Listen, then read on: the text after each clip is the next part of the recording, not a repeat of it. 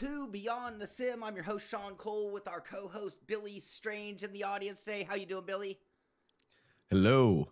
Good job. You got it. You got it. Very quick intro today, huh? Getting right to it. Also, with us today is Brandon Waters, our producer. How you doing today, Brandon? I'm fantastic. I'm a little tired, but we'll power our way through it. But yeah, excited to be here. I'm a little tired. I'm all over the place. I'm a mess today, to be honest with you. But I think that actually makes for a fun show because it means that I don't even know what I'm going to say next. Oh, well, surprising, Shaun, today. Yes. I don't know. You don't know. Nobody knows what's going to come out of my mouth or what kind of attitude I'll bring to the show today. That's exciting. Happy Friday to everybody out there. Friday is great. Everyone's happy on a Friday.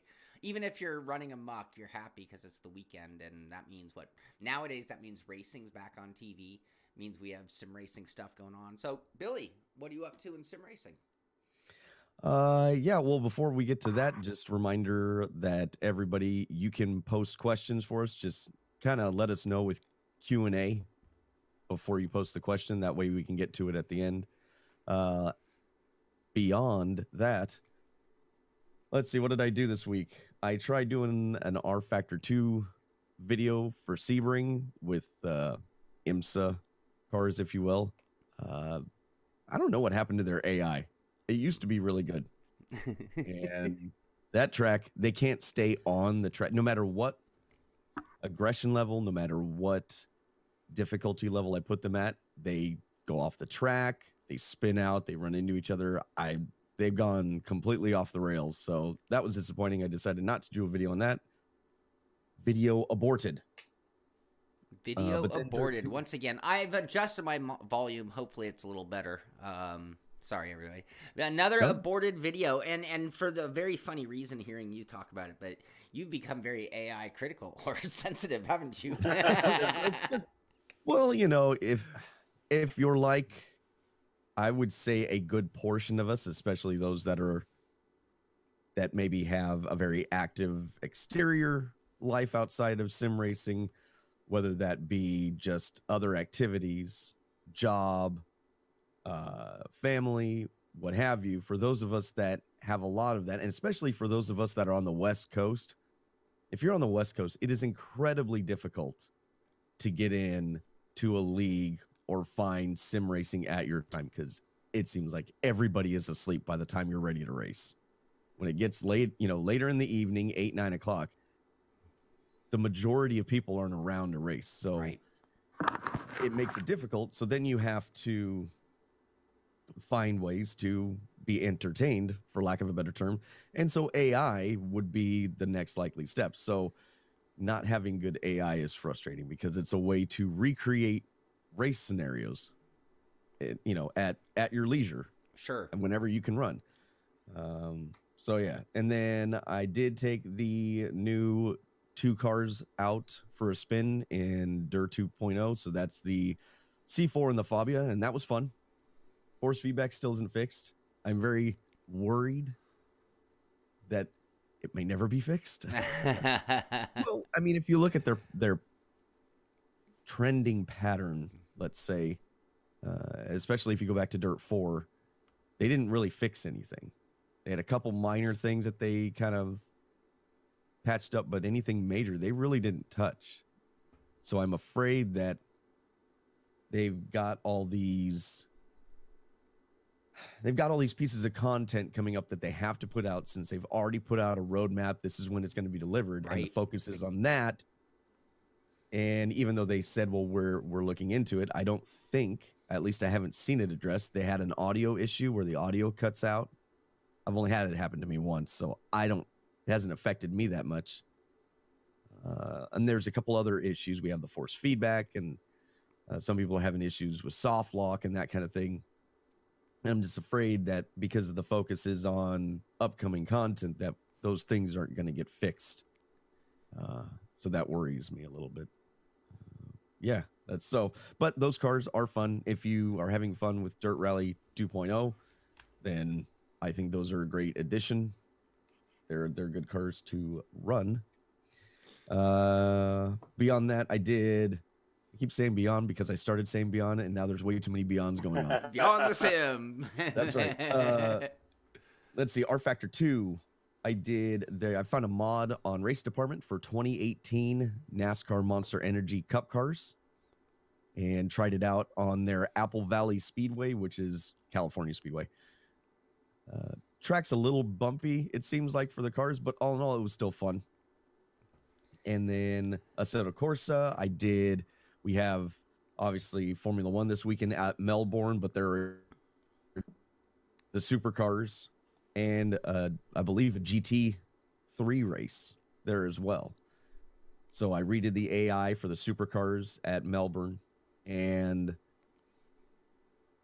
I also have done Sebring. The Sebring version that's available in Race Department isn't that great, but it's the only version we have.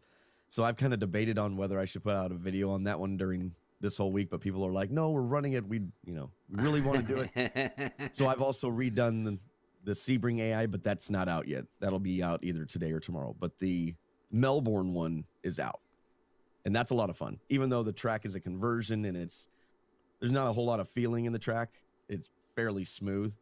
I don't know. Does that kind of stuff bother you? I wanted to ask you this as I was thinking about this. Does either of you, does that kind of stuff bother you?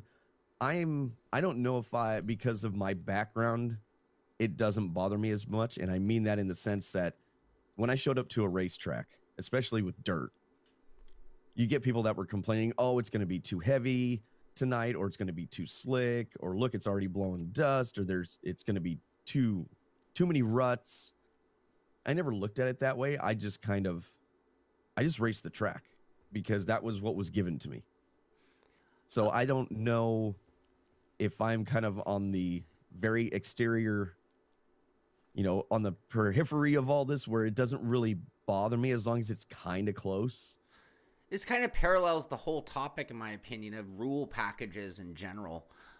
Or when they make a last minute change to a series or something, and you get there and you're like, what the hell? And it's like, you're all playing by the same parameters, So whether it's soupy, heavy, light, slick, grippy, everyone's dealing with the same. But one thing I'll notice, like I was even watching the Tour de France, or not Tour de France, the Paris-Nice race, and I'm a cycling fanatic. Anyway, and because of the conditions of the stage, they are picking certain guys saying, oh, well, so-and-so should do really well because it's hot and flat, and it's like, I think that the cool thing about that is that you get guys who excel in certain conditions, and that's a day or a night for them to shine.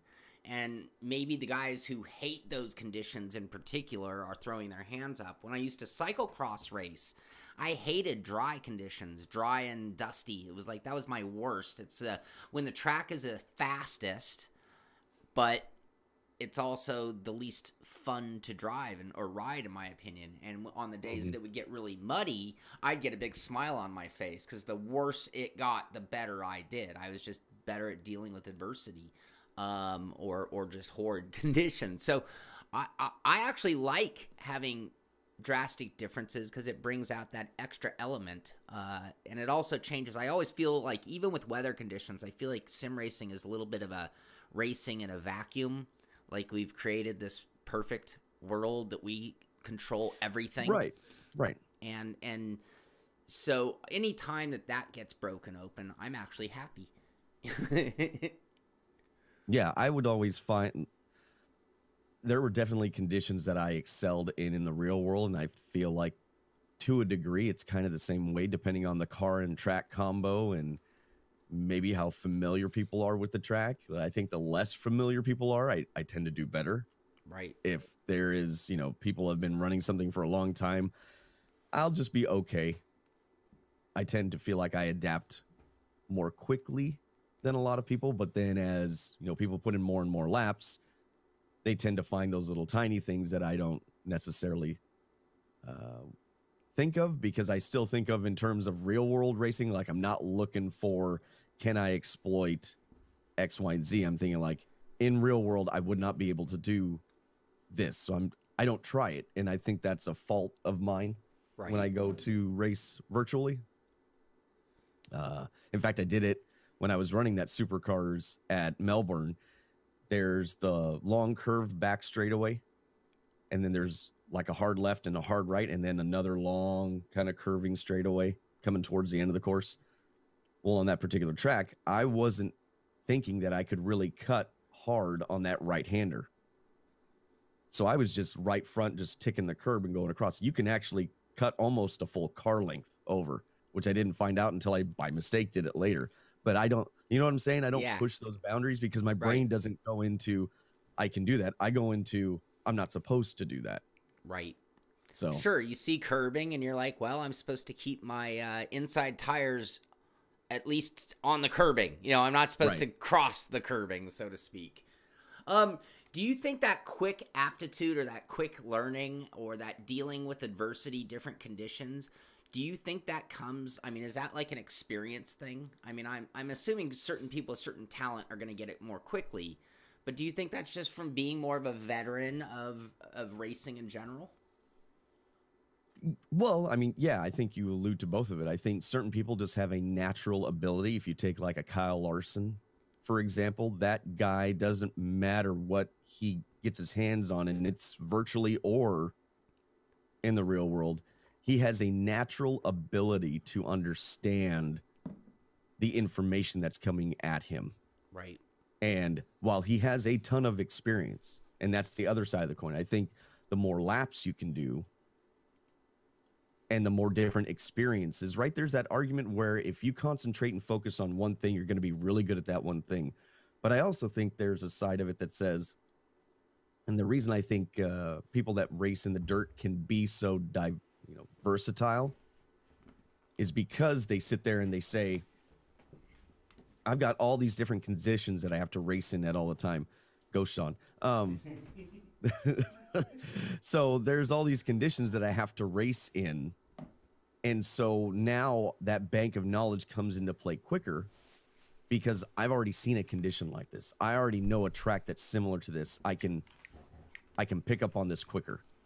Right. So over time, especially if you broaden your horizons and don't, laser focus on one thing, if you are interested in other disciplines, I think that just comes with time. I think you adapt quicker. Sure. Again, maybe you won't be the fastest guy in that particular race because you've moved into another realm that's not, well, it's like when I went to do the road racing stuff. I wasn't slow, but I was mid-pack in the very, first couple races. I was mid-pack. I was learning, but my ability, I think what helped me not be at the dead back of the pack was my understanding and ability to adapt, coming from real racing and using a little bit of sim racing in the same respect. Having to adapt constantly gives you that ability to process things, I think, quicker. And then after a couple races, I'm racing at the front. Sure. Because now I've learned the particulars of that discipline that I'm running in. So I think, and I don't think that I'm special in that way. I think anybody can be like that. I think anybody that has that experience racing a bunch of different things will have that ability to adapt quickly. When I'm coaching drivers, one thing, if they're really new to sim racing or racing in general, one thing I'll often tell them is they need to go venture. Like in sim racing, we have a great opportunity in that you can put yourself in any discipline you want. Like in real life, if you're going to pursue an open wheel career, the odds of you getting into other types of racing simultaneously are very slim. But in sim racing, let's just say that you have your sights on being a great GT car racer. You want to run Blancpain, whatever. And it's like, cool, get really good at that. But the more you can go to tracks that aren't even on your schedule to see some unique corners, to put the car through certain situations, to understand the car's behavior that much more. And also changing disciplines. Like I know a lot of guys want to knock oval racing. But I think a lot of road racers underestimate how much they can learn about the car from running ovals because it makes the car do something different that even when you get back to the road, you're like, you know what? I never felt it before, but now I really do feel the way it's pivoting, where I wasn't as sensitive to that as a road racer. Same thing with rally car. It's like, well, it's going to speed up and quicken your reflexes at making fun, really fast movements, make fine adjustments in what the car is doing, which might even translate to the next time you're in a road where everything's actually going to seem in slow motion by comparison. So I think the more you can get different flavors, different disciplines and different skill sets, that they all actually apply to any one single discipline at the same time. Well, I mean, you can point to where people struggle. Look at a lot of the road racers that come to ovals, right? Even some dirt racers. Back in the day, remember Steve Kinzer and Sammy Swindell? These guys are the best when it came to sprint car racing, and then they tried to go do oval racing. I think Steve Kinzer was in Kenny Bernstein's car for 1 year. Mm-hmm. It just couldn't do anything on an asphalt oval. And so there, you get locked in and it's hard to retrain your brain. But I think if you watch those guys go from the asphalt ovals to other disciplines, they usually do pretty decent. Right. And it's because you have to learn to roll the corners differently in oval racing. You're not worried about being so close to the car next to you and drafting and all this. It's very intense for a long period of time. Typically, you don't get away from people. You're typically in traffic a lot. But we do see guys like Kyle Larson and stuff that come from dirt that also transfer over. So I think if you have the natural ability, you have it. It doesn't matter. You look at like a Fernando Alonso, it doesn't seem to matter what that guy touches. He automatically has an understanding of what the car is telling him, and he can give that feedback. So I don't know. It's always that struggle, natural talent versus experience. Absolutely. And I think I unfortunately fall mostly in the experience, and I don't have a bunch of raw talent. I think I have a very, very small amount, and I think it's just the experience part that helps me. Well, but maybe we have uncorked a little thought for, a lot of the people I think who watch your show and my show are some of the more veteran sim racers out there. I don't think we have the big kids audience, in other words. And I think that's something that veterans, it might be one of the handicaps of being a veteran, is that you have this rule book programmed into your head where you're not pushing track limits. You think you know your way around a track, so you're always doing a particular, you're like quickly identifying something as a late apex or early apex, and not just trying a completely different line, or even watching others to see what they're doing as much, because you're like, hey, I know my skill set. I ran a 107.4. That's in the ballpark of what I should be running. I'm done. Versus that I don't even know better, but somebody's still faster than me. Gung-ho-ness, Right. Background noise, Brandon? Brandon? Yeah, it looks like chat's mentioning that might be a little loud now, and that they're getting some sort of a white noise, background noise. Wow, I thought this mic wasn't nearly as sensitive as the other one. Apparently, it is. It could be. And for those that don't know, Shaun got a new mic, or is trying a new mic. Try and help out the show here a little bit. I don't hear any of that on my end. Yeah, neither do I. It's actually got to be something in your settings going to them then. Okay. It could have just that. It could have just been my mic was it's still a little hot, it looks like. When I change scenes, this one's a little hotter than the other one. I don't know why I would get different settings for the same microphone on two different scenes in OBS, but that has nothing to do with sim racing. We appreciate the feedback for sure, and we're just trying to put out a good show for you guys. So anything you can let us know, we'll work on it and bear with us. Right. Yep, my mic did change. Oh, there is a small fan going over there. It's not blowing on me. It's a different type of fan that you could be hearing, which I'll do some more troubleshooting off the air, offline. Today we'll just struggle through it. We tried 3 different mics today, so.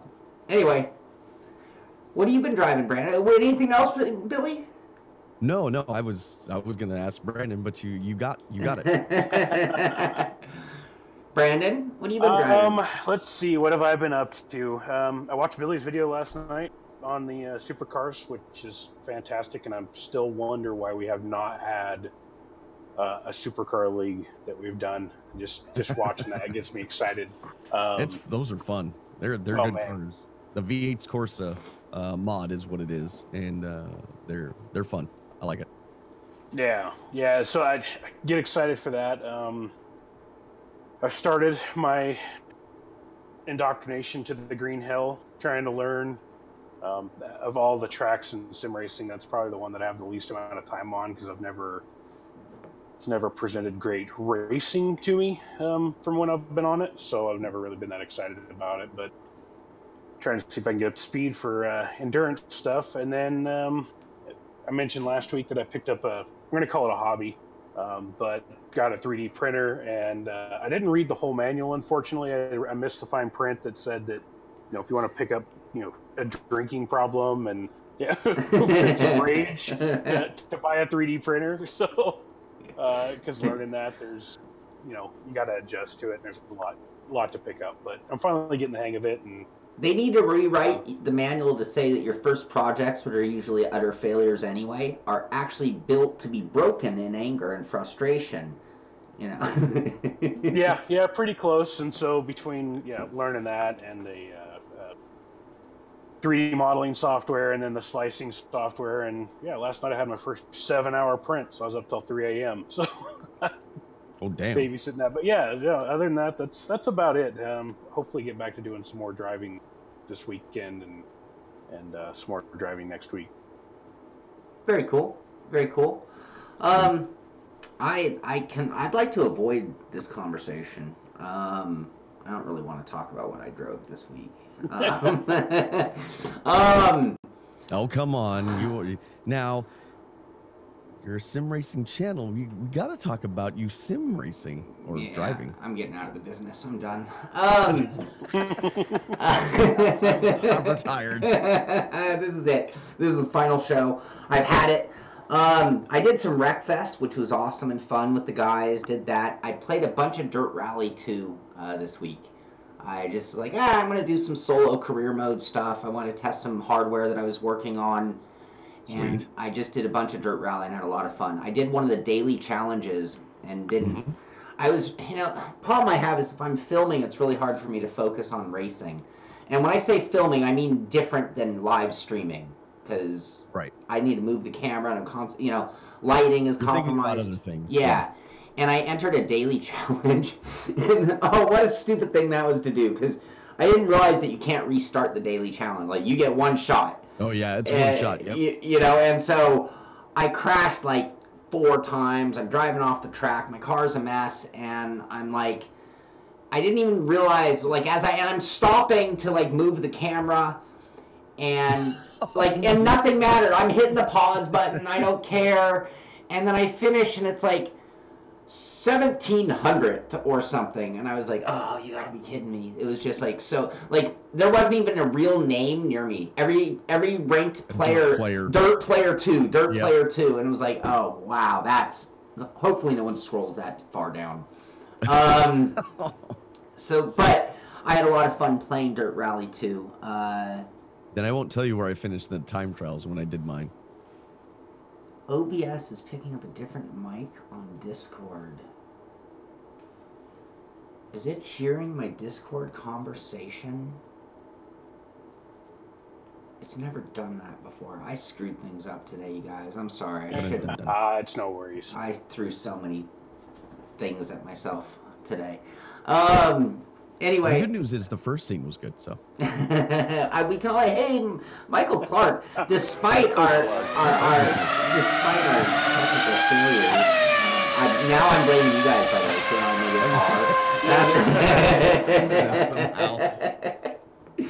so okay, so the dirt part was the funny part of the story, not the why I'm quitting embarrassing part of the story. Okay, so I'm also running Lionheart IndyCar series, and this is a for real series. Like, they don't mess around. Minimum requirements of practice laps to even be, like, not on the problem list. And we were running at Homestead. It was the season opener. Some really big names. I mean, like Sage Karam runs in that league and is just brutally fast. Anyway, long story short, I didn't qualify strong, which was by intention. I just went out and ran a lap. I'm like, cool, I'm posted. And on the first lap of a brand new, very long 26 or 28 race season, I'm the guy who put the car onto the apron and almost self-spun it and might have drifted up into the car outside of me, I think I did, and caused a huge stack up of cars behind me. And so right out of the gates, not even through turn 2, we are already under caution, and it was this guy. And I don't know. I just, man, if there's anything in my sim racing world, I just have two things that I don't. Let me not be last, and let me not be that guy. I hate being that guy. Like, I'm a veteran of sim racing. Don't let me be that guy. How can I be that freaking guy? And this is broadcast on GSRC, Global Sim Racing Channel, iRacing Esports Network. This is a big deal league, and I am on the air. Streaming is bad enough, but no, I'm on GSRC to the whole world. Shaun Cole, the SImpit, can't handle a friggin' IndyCar on cold tires at the beginning of season. And so, since I brought up GSRC, I want to throw a shout out to Bill Soup Zahn and Adam Young, who are the broadcasters, who both do a good job, and I don't think they tore me up too bad. In fact, I think they gave me credit, because then what I did was I just took my spot at the back of the grid. I got a black flag going in, fixed my damage, couple laps down, and I just figured, you know what, it's the beginning of a long season, so the only thing I had going for me was, you know what, I'm going to finish this race, and I'm going to score whatever points I can score, because it's better than a straight-up DNF. And if it's a 26 or 20, you're going to get a DNF or two. But let's hope that this one isn't, my worst point. So anyway, I salvaged a 28th place just by running. And when the leaders would come up, I just ducked back into pit lane. I'm like, I'm not a factor in this race. I'm not going to be I'm not going to cause any more conditions during this race. And my position is just a matter of finishing, not a matter of who am I going to pass out there. So that's what I salvaged out of the day, and why I'm not going to retire, because in the end I was proud of myself. So the show lives on. My sim racing career lives on. I'm eager. I'm eager for the next race at Watkins Glen, and hopefully we'll have a better outcome. So that was my sim racing week. And then this weekend we have Nordschleife, Nürburgring practice, which I need to do lots of. And we'll be streaming a Sunday's practice. So that's my sim racing week. Yeah, it's embarrassing, right? You some people, I don't think it bothers, because they just kind of go, oh well, they kind of blame the other person. But I think you're similar to me in the fact that I know when I did it wrong, and I don't try to blame other people for it. Like, I'm the one that caused. And what's funny is I did a race for my Discord, which Richie Hearn was nice enough to jump into, and I did the same thing at Phoenix. Literally, like, first or second lap, I touched the apron and wiped out like half the field, and I'm like, I'm so sorry. Yeah. Oh God, that wasn't good. It's embarrassment, and it's just like, man, I'm really hard on myself in life. Like, I'm very critical of what I do, and I hold myself to a very high standard. And when I fail myself, that whole race, I just kept apologizing to everybody. I'm so sorry. I'm sorry I ruined it.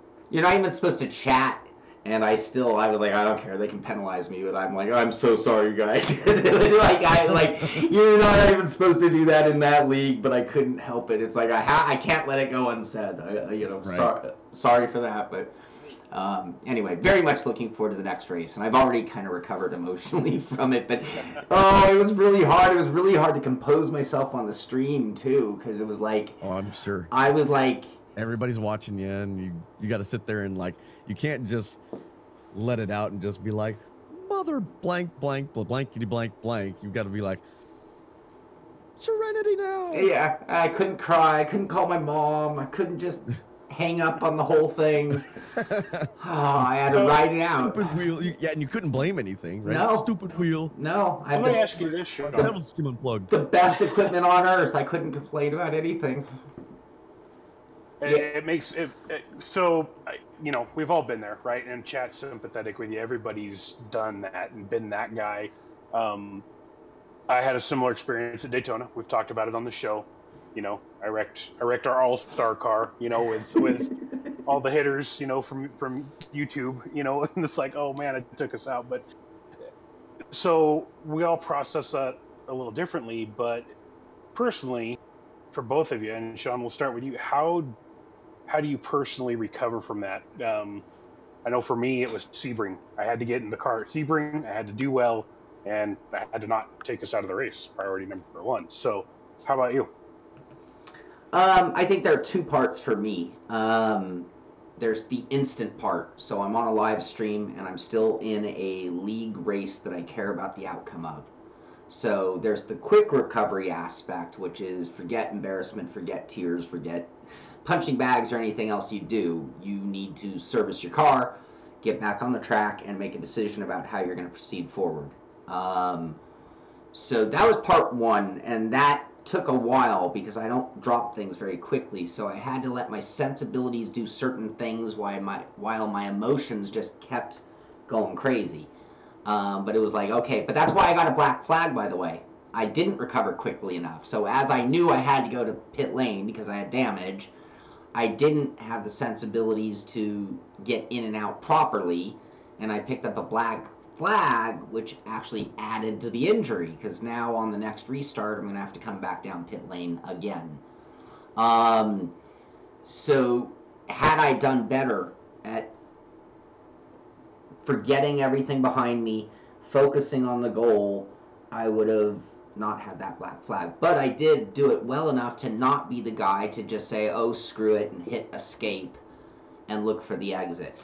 And I have a few reasons why I'm glad I didn't do that. Number one, when you take the green flag, man, you're telling those other guys on the grid, hey, I'm here to race with you. We're all looking for a good race. Nobody likes having 5 cars at the end of the race. You know, you promised to be there, so unless you can't, you should still be there. So it's just like, I feel like that obligation to the stream, to the race, to the administration, and then lastly to myself. It is a season. This isn't just a pickup race on iRacing. This is one shot, one race per event. At the end, we declare a champion, and every point is going to matter. And, you know, you watch the real-life guys, and they're not looking for the escape button. And I bet those drivers hate it, too. I'll bet you when a real good IndyCar driver does something that just takes the car out of contention, and they bring it down pit lane, and they're like, all right, got new tires, head out and out. And the guy's like, but, man, I can't even drive the car. They're like, whatever, checkered's not for 60 more laps, dude. Keep going, you know.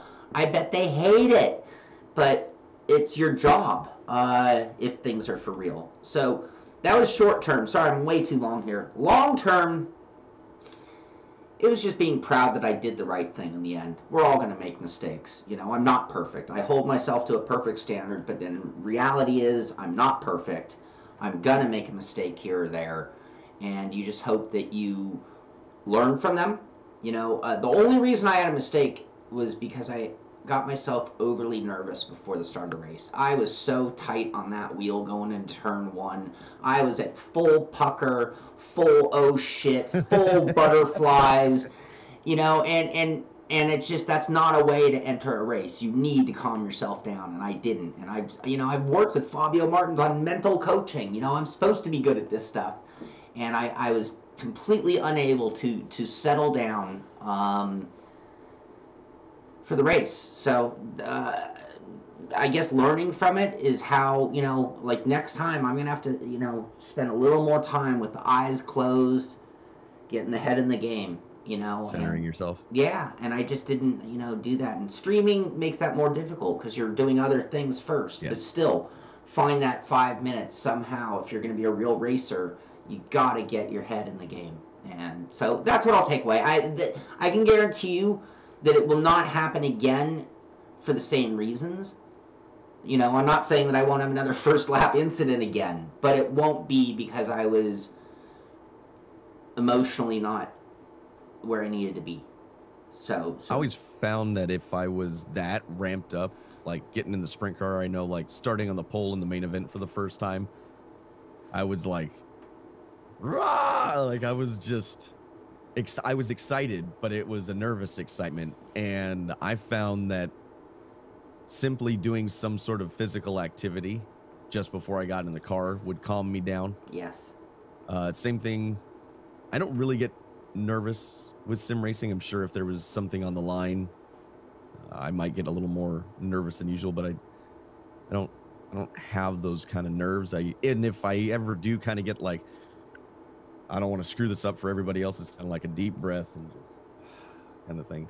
But I do find that if I am getting excited or nervous or something like that, physical activity, some sort of like jumping jacks real quick, or, you know, anything, just jumping up and down, shaking, you know, kind of staying loose, shaking, you know, that comes from when I ran track and cross country, that you get that nervous, excited energy because you've got to wait. Yeah. And I always found that to help me. I think a stationary bike would be good. anything that kind of distracts yourself from, because my problem would be I'd think about it too much. So anything to distract yourself from doing that too will help. As far as recovering, I always think of a quote from Sammy Swindell that he says, to a degree, a lot of people can drive quickly. You know, a lot of people can be fast, but the fast guys are determined by how quickly they recover from a mistake. And so I always think of, when I do make mistakes, it's how quickly can I recover? Because you're going to make mistakes. Even the fast guys that are at the very front, they're making small little mistakes, but it's how quickly they recover from those mistakes. You know, did they make a small mistake that one lap going into turn one, and then the next time they didn't make that mistake again because they're correcting? Or are you continually to making that same mistake? Right.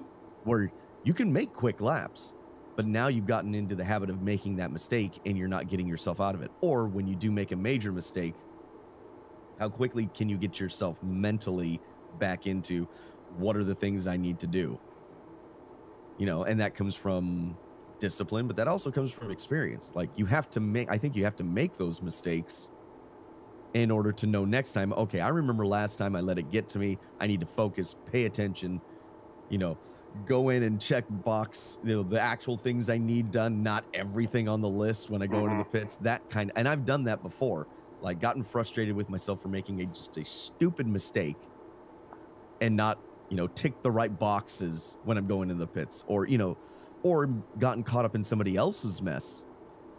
And then that triggers a mistake on mine because I'm frustrated. I was running so good. And then I go into the pits and I've done, you know, I spent, you know, 20 extra seconds in the pits like a dummy instead of paying attention to what I'm supposed to be doing. So yeah, and the best way I can recover from that is just get back out on the track, and not even necessarily in that session, but you're only as good as your last race. That's something my dad drilled into me ever since I was a kid.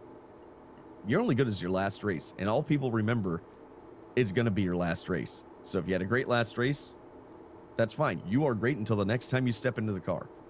And once you step into the car, you are no longer great anymore.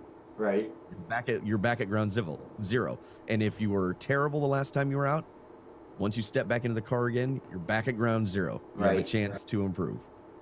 See, I took that like if you have a great race, you're supposed to pull a Costanza and be like, all right, that's it. I'm gonna rest on that one. That's how I will be remembered. The story is, I haven't had a chance to go back and race, but the last road race I did, I won, and I haven't been back in. I haven't been back in since. And that was not by design. That was just purely because I ended up having a lot going on. But then as it's gone on, the joke has been between myself and the other guys that are still racing is, God, he just won the last race and that was it. He quit. And I said, yep, I retired. I went out on a high note. Oh, that's awesome. Well, I'm sure you'll stay away from the apron for your next race. Yeah, seriously. The other thing is, if you have a bad race, the lesson should be learned, especially in sim racing, then go get another race in real quick. You don't have to sleep on the bad one. You can go get a pick me up race and turn that around real quick. Well, good. It's awesome. You think, should we get to the news? News? Yes. Is there News, I know. We do that. I don't even know if there's anything talked about today. All right, there's a few things to talk about. There's a couple things. Dirt Rally. I was playing it. We all have been playing it. It's still new. Updates to the sim. But one thing that we've been kind of paying attention to is the fact that they have their podcast. We mentioned the first one. The second one has now happened. So strap yourselves in, as they put it. Episode 2 of the official Dirt Rally 2.0 podcast will be out on Friday. That would be today. Here's a little sneak peek of what you got in store. So they have a link there for iTunes and Spotify. Billy, I know you're a fan of their podcast. We were talking about it before the show. Yeah, I mean, it's not really in depth. It's just a little more informational, and they kind of go over things, but it's fine. It's okay. I don't feel like there's anything groundbreaking. Maybe they should skip a podcast and fix the force feedback. Boom! Boo! I was just gonna do it. I was just gonna say it. I looked for a shots fired graphic. I haven't found the one that I want yet, so I'm still holding out. We will get that eventually, but that's funny. I have yet to find the one. Yeah, real quick, when it comes to podcasts, I typically go for ones that are informational and they're entertaining as far as the conversation that they have. Ones that do just announcements like this. I think Forza kind of does something similar. I don't know if it's exactly a podcast, but they have these live streams and stuff. I don't tend to watch those. I don't tend to listen to a lot of these just because it's just informational. And unless you're announcing something new, it's kind of like, meh. Just meh. And I don't know. It doesn't interest me. Like the ones I've gotten really into lately are the Dale Jr. Download. I find that fascinating, just with the guests that he has on. Kyle Petty, actually, it's not a podcast, but he does this Coffee with Kyle, and he'll interviews basically the older generation and just kind of gets those. What I like is putting these stories, and not just these guys. There's a Marshall Pruitt does a great podcast for automotive, and I just like the idea of these stories going out and having a place that they live on in the internet. They're there forever. They don't get lost. Some of these guys have seen so many changes in their industry that when they pass away, those memories and stories will, if they're not passed on properly, will be gone in just a short little while. And to have these guys still have the ability to recall or give out stories and information that they have, I like that kind of stuff. Yeah. I think I just fixed my audio issue. Sorry, everybody. Wow. I think I just figured out what was going on there. Well, while you're fixing stuff, we'll move on to RaceRoom? the sector. Yeah, the race. Before we room. go on, we should thank Scuderia for the donation. Oh, yes. Yes, thank you, Scuderia Bazar. Very nice. Scuderia. Yep. But thank you very much. And thank you guys for the input on the audio, just trying to get it right. We'll get things all sorted and not have these problems. Yeah, thank you, everybody. But Sector 3, I really like. I think we talked about this before, Shaun, but when the devs do these developer style blogs where they just tell you what they're working on, it's nice to just see the progress that they're making towards a goal. So Sector 3 has now started theirs. Theirs is a little more informal. It's on their forums, but they link to the forums, so at least you can read that, unlike somebody else. And despite being in a forum, it doesn't read like a forum post, right? It looks like an article. It just happens to reside at their forum. Yeah, it's a blog. Yeah.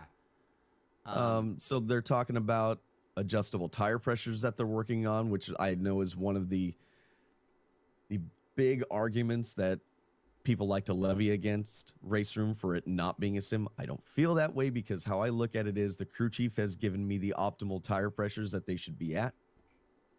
I kind of think of it a little differently, but now you're going to have the ability to adjust the tire pressures once that comes out. It's not coming out in this next build from what I understand, but you're also going to have the ability to have flat spots, better suspension and damage. In the last release, they did a damage model where like tires would come off and that kind of thing.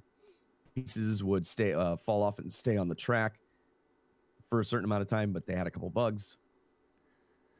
Now they are going to have suspension damage. So wherever you get damage on the car, it's going to affect those components, which is another cool feature.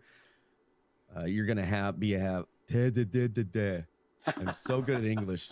I swear. You know, you never know that I did public speaking. It's ridiculous.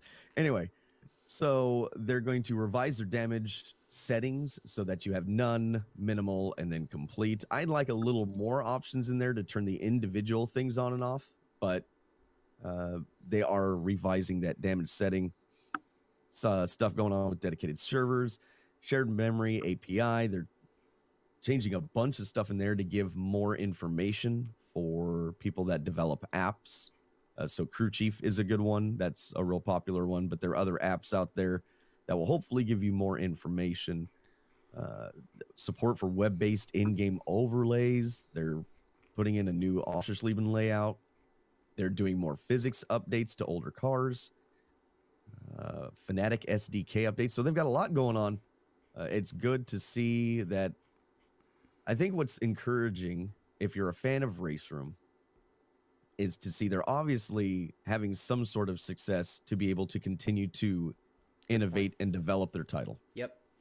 Great point. So I think that's encouraging, because if it wasn't having any kind of success, then they would obviously not be able to do those things. So I'm pretty excited about the flat spot. Yeah.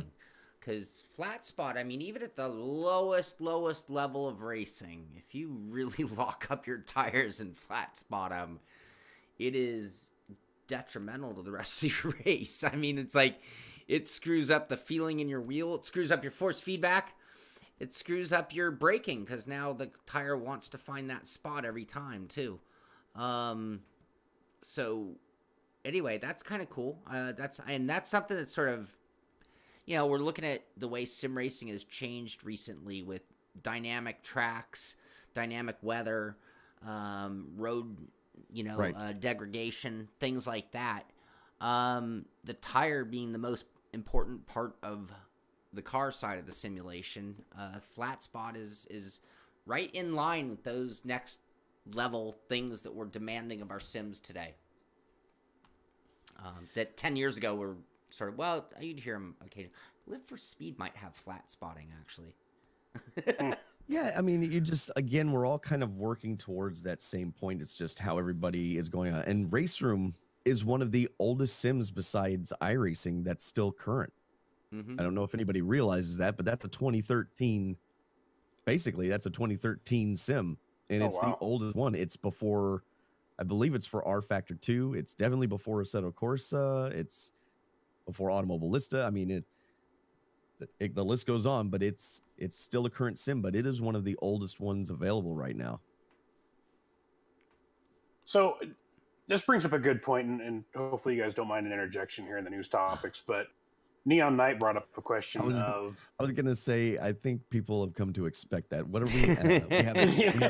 We have analysis paralysis. That's what I like to say. We'll call it a guideline, a rough guideline for the show. But yeah, so Neon Knight brought up a question of, in your guys' opinion, why does it take so long for some of the developers to fix things? They're fundamentally wrong with their sim, yet they can fix or release everything else around it. You want to take that first, or you want me?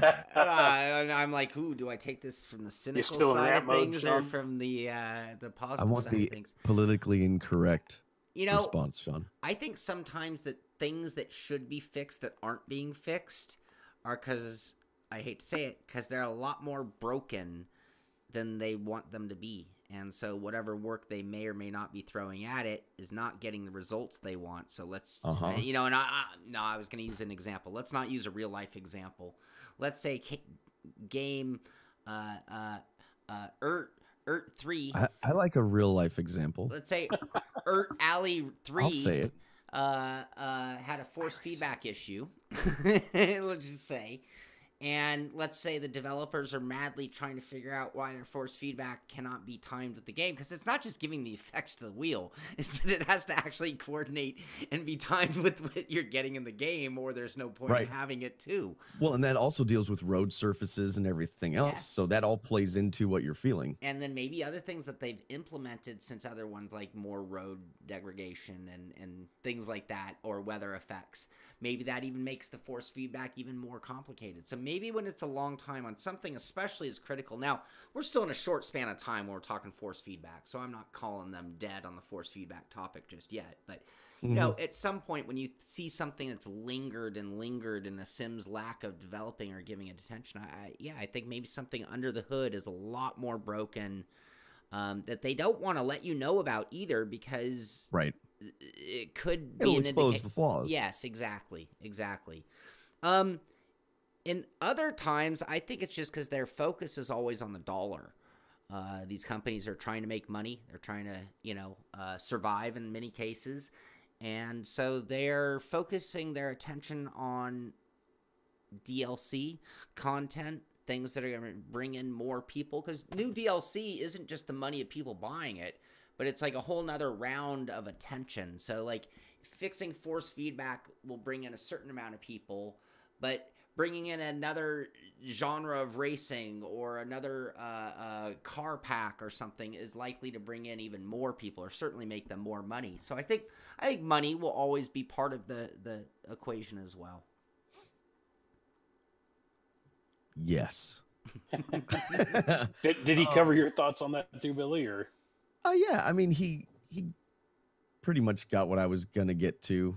The idea that some of these systems are so ingrained in the DNA of the title that Dirt 4 is a great example of this. I will not forget, Dirt 4 comes out. You know, they promised us simulation and arcade handling. You know, they had this track generator, all this stuff. And then when they hold the live stream, and this is not, Paul Coleman's a great guy, but when they get on the live stream, and from what I remember, I'm not going to quote this exactly correct, but it was something to the effect of, it was either impossible to change some of the broken physics problems in Dirt 4, or it was going to be incredibly difficult and they didn't think they were going to be able to, because it was the DNA, you know. And while we sit there and go, oh, just change the tire model, you just do a couple tweaks on this, it's not quite that simple. I find it odd, though, sometimes. What my question is more of, why did you make it that way? Why is the force feedback so hard to fix? Why did you make it that? Why was it made that way? And how did you not test this in order to understand that there was a problem, right? You can't, unless people just, the developer, as far as I know, in this instance, we're talking about Codemasters. Did they have a publisher for Dirt Rally 2.0? Was it on the console? They might have had a publisher on the console, but I believe they're self-published on the PC. So did the heads just go, you've got to get this out? Or did they sit there and they go, this is fine? Like, how on fire is this for us to fix? That's okay. Right. And we don't get those answers. So then we have questions, and then it just leads to, well, why aren't you fixing it? And I find that these, I don't know. I sit here and I don't believe anybody wants to make a bad game, at least for the most part. I believe people put a lot of time, passion, and effort into these things, and they want them to succeed, and they want them to, people to enjoy them. I honestly and truly believe that, but they're either hamstrung by money or I know for a fact there are some that get laser focused on the tech and don't pay attention to the actual simmer game that they're putting out. You know, they get so wrapped up in their own bubble. And another good example of this, when Race Department was doing an interview with the guys from Kunos, and Paul Jeffries is asking them for more game-ish elements in the sim. Are you going to have mechanical breakdowns? Are you going to give us a career mode? And they kind of look at him going, why would you want that? Well, why wouldn't you want that? Right. But they, you know what I'm saying? They are so into their own bubble that these external things, they're not even on their radar. Right. So then for them to fix something like that, or a problem that comes down the road that they didn't really anticipate happening, it becomes a major problem. Sure. And I just think it's hard for people. I think it's hard for a company that's putting out any title to change directions even after it's been released. And that's what I was saying with Dirt Rally 2.0. They've got all this post-release content. It's going to be hard to change that direction. Sure. To fix some of these, what we consider to be major flaws, where on the console, if you're playing with a gamepad, you won't know. I think about like some of these companies sometimes, and I think, let's just say you had a wood project and you're not a real, they don't know exactly what they're building, right? We talk about the Sims not being perfect or we'd be done. They're kind of come at it like we know what we want to accomplish, but we obviously don't know how to write it perfectly, or we'd already have it. And I equate it to like if I'm doing a wood project around here, and I'm not a craftsman, I'm not a tradesman, but I do a lot of wood stuff. And every once in a while you get a project, you're working it, you're doing it, and all of a sudden you're like correcting mistakes along the way. And you're like, the reason I'm fighting these mistakes are because of like design and flaws from the very get-go, right?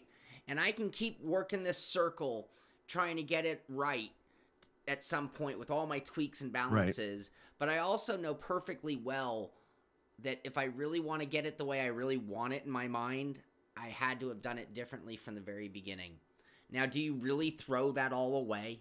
Do you really, that's a lot of work. It's a lot of time and money.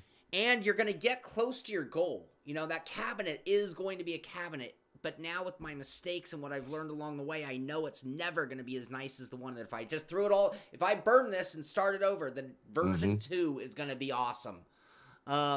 But again, do I throw sometimes you gotta burn it down. Sometimes you've got to realize that you've made a critical error, and instead of trying to band-aid the thing, and you've realized you have a problem, right? You go to fix that problem and it makes 10 other problems because that one thing that you fixed was tied to 10 other things, and it just becomes a spider web. So you have to realize at some point, and I'm going to go way outside the realm of where we are, but Resident Evil had a sequel. They came out with Resident Evil 1 and Resident Evil 2 they were working on, and they had it almost complete, and they completely scrapped the whole thing and started over because they said it just wasn't doing what they wanted to do. They recognized the flaws that were so ingrained and inherent in what they were working on that they got rid of it. Now, today, yes, the game's much simpler. Back then, it didn't take them as long to do, but there's still something to be said for. I know developers do it now. Overwatch was a completely different game. So it is possible, but you have to have the resources and the money, and a lot of the times what we're fighting is the almighty dollar. These guys don't have that much money to, if they start a project and they get that far deep into it, a lot of them don't have the financial resources to go back and go, oh, let's just scrap this and start over. They have to work with what they have. So they're kind of in a catch-22, and I understand that. It's just frustrating, I guess, that with the experience that you think these people have, that they didn't notice this was going to be an issue when they started. I don't know if that's a fair judgment to have. Maybe it's not. But from where I stand, you could have asked me. You could have asked, they could have asked you. They could have asked anybody that has a relative amount of experience, right, and gone, that's not going to work. Right. See, I don't know at what point, like if you were to start from scratch on building a sim. I don't know how far along in the coding you get by the time you're watching the first image of a car going around a track, or the first moment that you would actually control the car. Like, I don't know. Mm-hmm. I'd love to know the actual process. Like, where does it all start?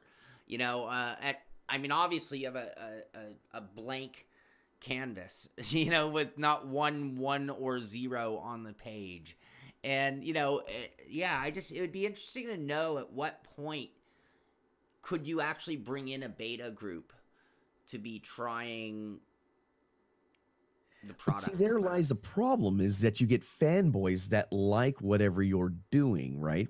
How often do we, and I've experienced this firsthand, and I will not say who it's with, but I've helped more than one developer. And often I'm amazed by when I point something out, everybody else is like, oh, this is so great. I'm like, but it does this. It shouldn't do that. And then, you know, sometimes they listen, sometimes they don't. And that's fair. That's fine.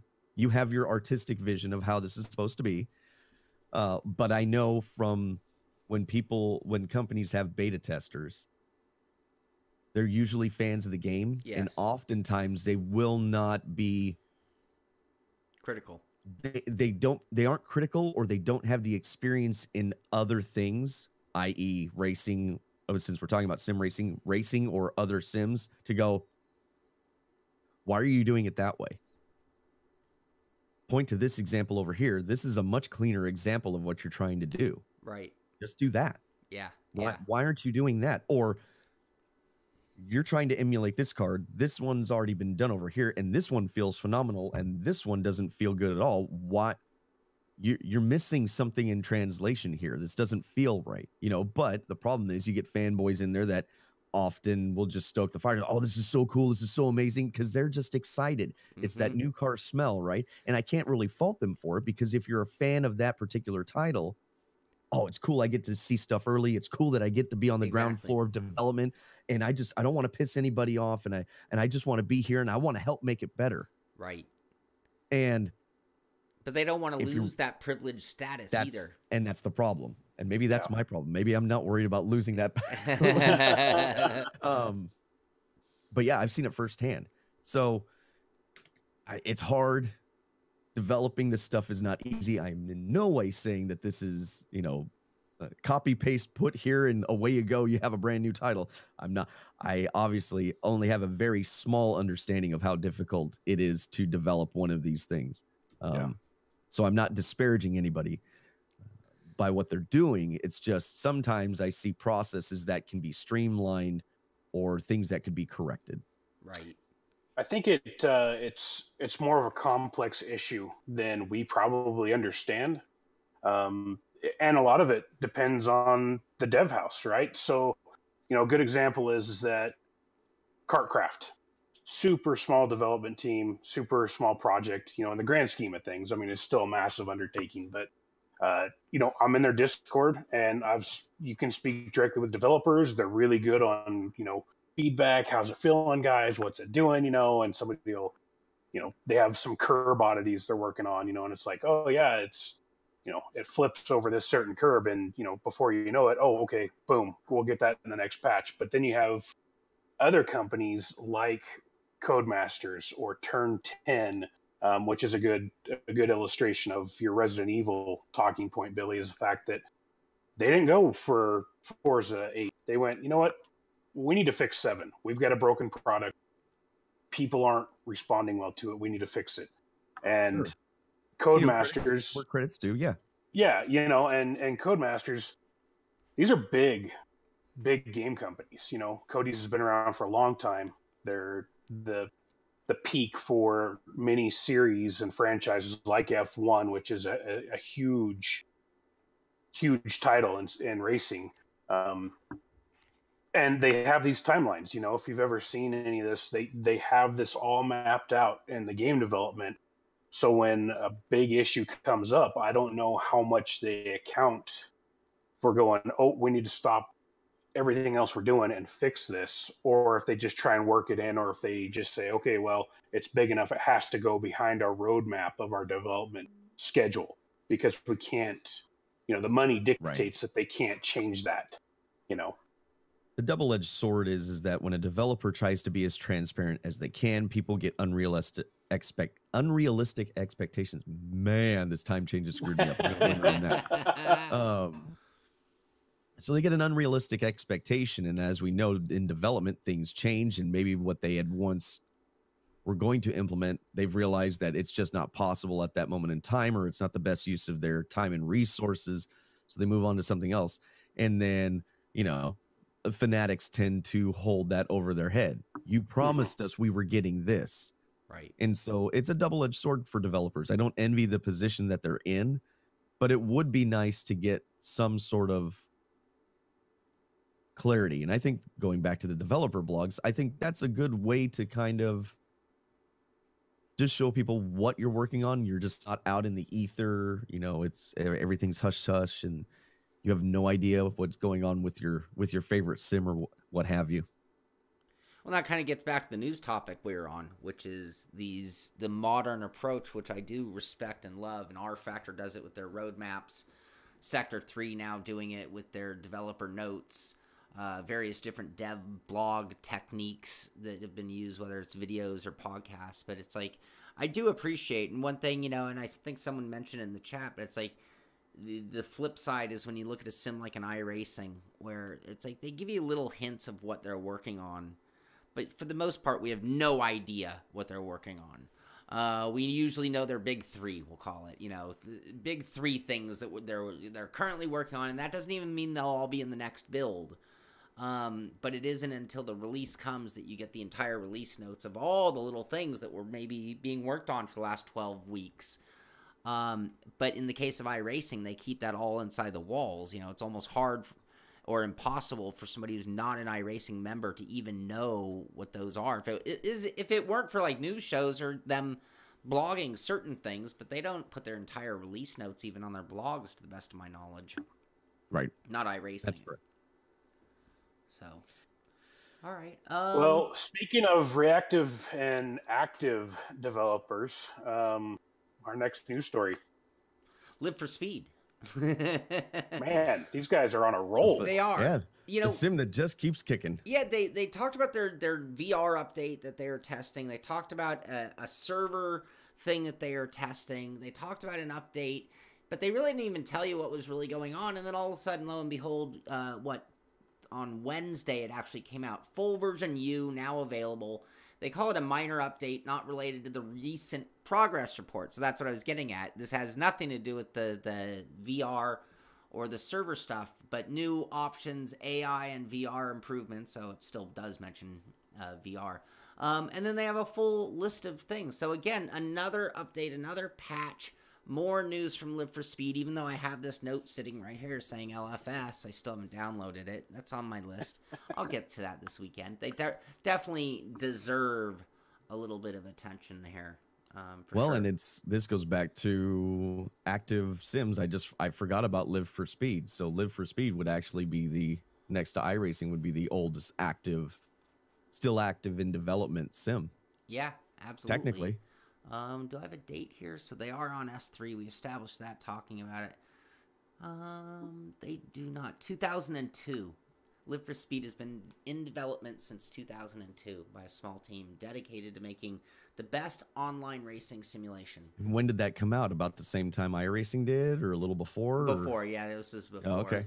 Scowen Roberts, Eric Bailey, Victor Van Bardigan, and Geraldine Muir. Yeah, I gotta download at least the free version to give it a shot, or the cheaper. I know there's levels to it, so I gotta try that. That's the whole team. Yeah, 3 people. What else we have? I think that's the end of the news. You missed that one. Oh, freebies. Free humble. Oh, humble right. bumble. Humble bundle. I want to get to something real quick. I see conversations about Sector 3 hyping people up with the dates and stuff. You realize that the problem with I just covered that. If you put in dates for something and then they don't hit it because something happens, then people throw a fit. That's why there's no dates. They can't even give a general one, because when they don't hit that target, they can't there's no recovery. There's nothing they can say if they miss that target date. And a good point example, go ahead. A good point in example is Dirt Rally 2.0. I don't know if anybody paid attention to this, but people figured out that the new Skoda that was released reuses the sound asset from Dirt Rally 1.0 for the, I believe it was the Ford Focus. Oh, really? So people caught on to that real quick.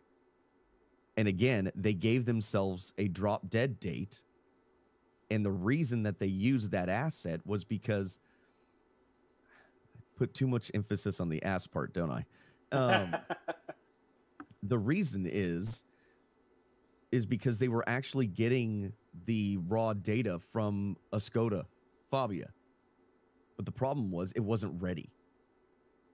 And so because they had given themselves a drop dead date, they just took something else and substituted it. And then when they get the engine noise done, they'll put it out. Now, depending on how critical you are of something like that, it may or may not make a difference to you, but it's an example of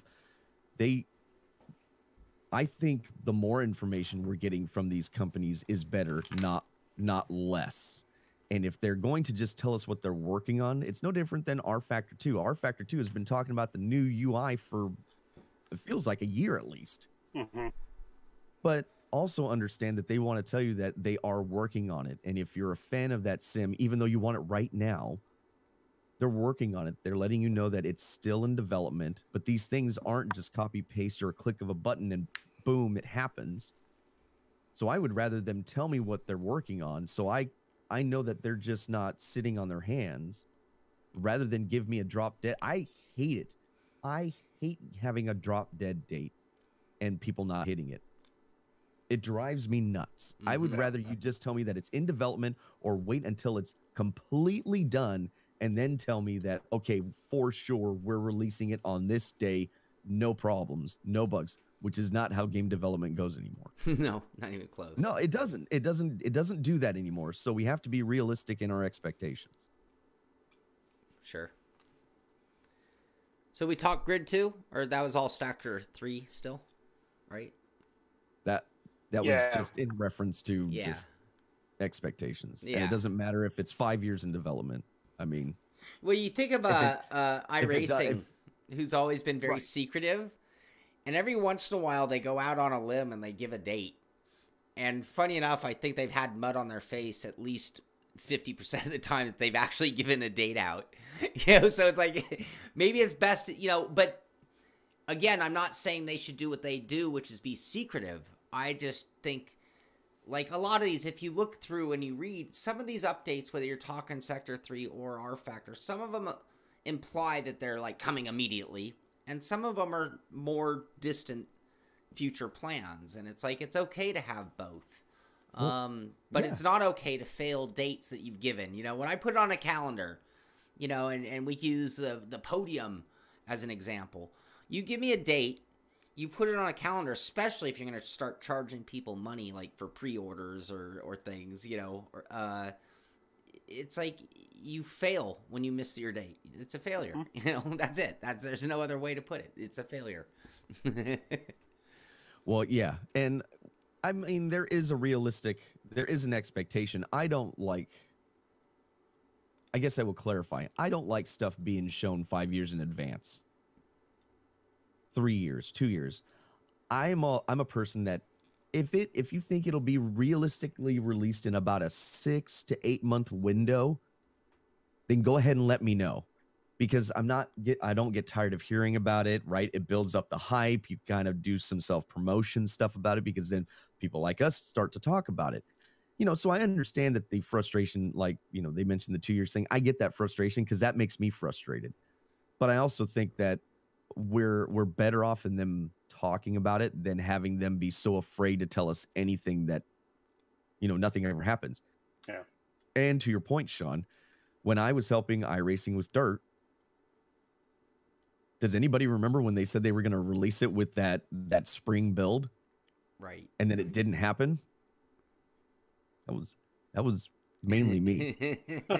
Because, and I'm sure there were other people that might have said the same thing. It was just never stated. But I know that it was getting ready to go out into the ether, and I was testing, and I saw that they were releasing it, and I'm like, this isn't ready. This isn't ready yet. Yeah. So you also have to understand that there are people within the company that have different expectations as well. And what happens up here may not necessarily be what's happening down here. And of course, I'm just a volunteer, but I wanted to make something. And so when you put as much time as I did into that, Christopher Bell and I put in a ton of time into trying to get those wing sprint cars right. And when you realize that you put in that much time and it's going to be released and my name's on it, basically, and it's going out and not finished or not at least in an acceptable state. Oh, hold on. Wait. This isn't ready. And, I just said, this isn't ready. And they're like, really? It's not ready. You guys need it. I was saying, you need another 4 to 6 weeks with it. Right. And, I'm sure what I said didn't go, oh, well, Billy said it, that we're stopping. But what I'm saying is I got them to think about it. I got them to slow their roll for a second and go, maybe it really isn't ready. And then people start talking about it internally. And they're the ones that get the credit for actually not following through with it. It's going, hey, you know what? We've realized it's not quite ready yet. Right. But how many people did that disappoint? It was literally, Sure. They said it. It was ready to drop. And then, nope. Sure. Dan brings up, I use Fnatic as an example of missing a date, but Fnatic made good on that date, though. Dan brings, because it's like, if you pre-order the DD1, or, the podium, you basically got a $350 wheel for free for being... Or anything, just a credit. Yeah, so that's a pretty significant apology. Or not even apology, but certainly making good. I mean, I'm not too bummed on the delay for what I get in return, in other words. But that's not always the case. Dirt Rally 2.0 gave you 1 million credits. Yes, All right, Billy. so Humble Bundle. Yep, let's move on. Grid 2 free plus the DLC. Humble Bundle. Grid 2 is now free with their Bathurst and Spa content included for at least another 1 day, 23 hours, 40 minutes, and 33 seconds. I bought something from Humble once, I think. You know what this makes me feel like? Is I feel like Christmas Vacation when he's just completely about to lose his crap, and then he just goes, "It's good." And he keeps dipping the freaking the mug into the eggnog. Like that's how I feel at that moment. Just a million credits thing. Just okay, Serenity now, right? And I spent 100,000 to do the daily challenge, by the way. Yeah. No, okay. Well, that's fine. That's fine. That's okay. We're good. So you're still, 900,000 in the positive. You're good. Yeah. Right. Oh my God. So anyway, does anybody know with Humble Freebie, is it just like free or is it like an Xbox Pass? No, it's particular. As far as I understand it, Humble Bundle is like you buy a package, or you donate. You can donate a certain amount and you get all the games or there's stuff for free. Subscribe to the Humble Bundle newsletter. That might be different though than this. I think this is a standalone, just like if you go and search for whatever there, here's a code, go download it. They do several different promos. Right. They're not promotions, but they do several different packages, and this could be just one that is completely free. You get standalone. I know they do others that are like a package of games and you literally pay $5 or something like that because of the deal that they worked out, and then you I remember when Grid 1 came out. Grid 1 blew my mind when it came out. I liked Grid 1. It was kind of like the Wreckfest of then. It was like, here's a game I didn't expect to think much of necessarily, and it blew me away in fun factor and just certain playability things that just kept me coming back to it. The way the sports cars drove, if I remember right. But it was one or two that I thought the drifting was done really well. Yeah. I don't remember which one it is because it's been so long since I've played it, but I remember back in the day you know, actually out loud talking to people about the drifting in one of those two was done really well. I think I distinctly remember not really caring for how the sports cars handled, the race cars handled in Grid 1, but Right. So chat's saying it's totally free. Totally free. Okay. But Kimber did say that it's while supplies last. So hurry up, guys. Oh, Go get so it. there's a limited amount. So get it while you can. I think I read, I don't have a graphic for it. I think F1 2018 is free on Xbox Pass right now, if I'm not mistaken. So more free stuff just in time for the weekend. There you go. All right. I think we got one other news story, don't we? Or I guess segueing into our esports. Yeah, I mean, we kind of try to differentiate esport from the news a little bit, I guess, or at least try to give it its own point in time. Because if at some point we'll get to the point where we have 3 or 4 esport stories in a row, I would imagine. This is all in regards to the FIA Gran Turismo event that's going on at that in Paris. I mean, this is a big deal. This is getting, I mean, if you think about it, Gran Turismo's kind of been out of the esports scene during the latest boom. So their last big competition was, gosh, almost a year ago, I believe. And meanwhile, you've had all of these other esports spawn and draft and, you know, and go play out. And they're kind of coming back. So what they have is basically their invitational. And so all the guys that think we're talking mostly like last year's champions been invited to this Paris event. And we have some cool shots because Gran Turismo, I'll give them credit. When they do it, they don't mess around. It's like you get off the plane and it's like, here's your Gran Turismo backpack with all the gear, the shirt, the jacket, the, you know, shoes, whatever it's going to be. They have cars on hand. It's a... You know, they find very cool venues. They obviously have the new Super there. I'm just kind of scrolling through some of the pictures. The GT Blanc Pain Lamborghini in orange and green. That's the newest slut of sim racing right there. The Lambo. Yeah, that Lambo. Hurricane. So this is all kicking off and going on. This is all build up. That's the other thing that they're good about doing. When they throw their events, it seems to start like 2 or 3 days. Is the Alpine? Yep. Is that the same car, the blue rally car from Dirt Rally? Yep. Wow. Yep, just the new version. It's kind of got a similar shape. Yeah, it's kind of cool actually. I like that they kept the kind of a similar styling. Kind of a callback to the older car. I mean, it's not exactly the same, but it kind of, in the nose, it kind of looks the same. Kind of looks like if you crossed an Audi TT with the original Alpine. Alpine. Ooh, well, let's not do that. Oh, let's not he had to go there, didn't he? I had to go poo-poo on it. I meant an R8. I meant it's kind of like an R8 combined with Oh yeah, that makes it much better.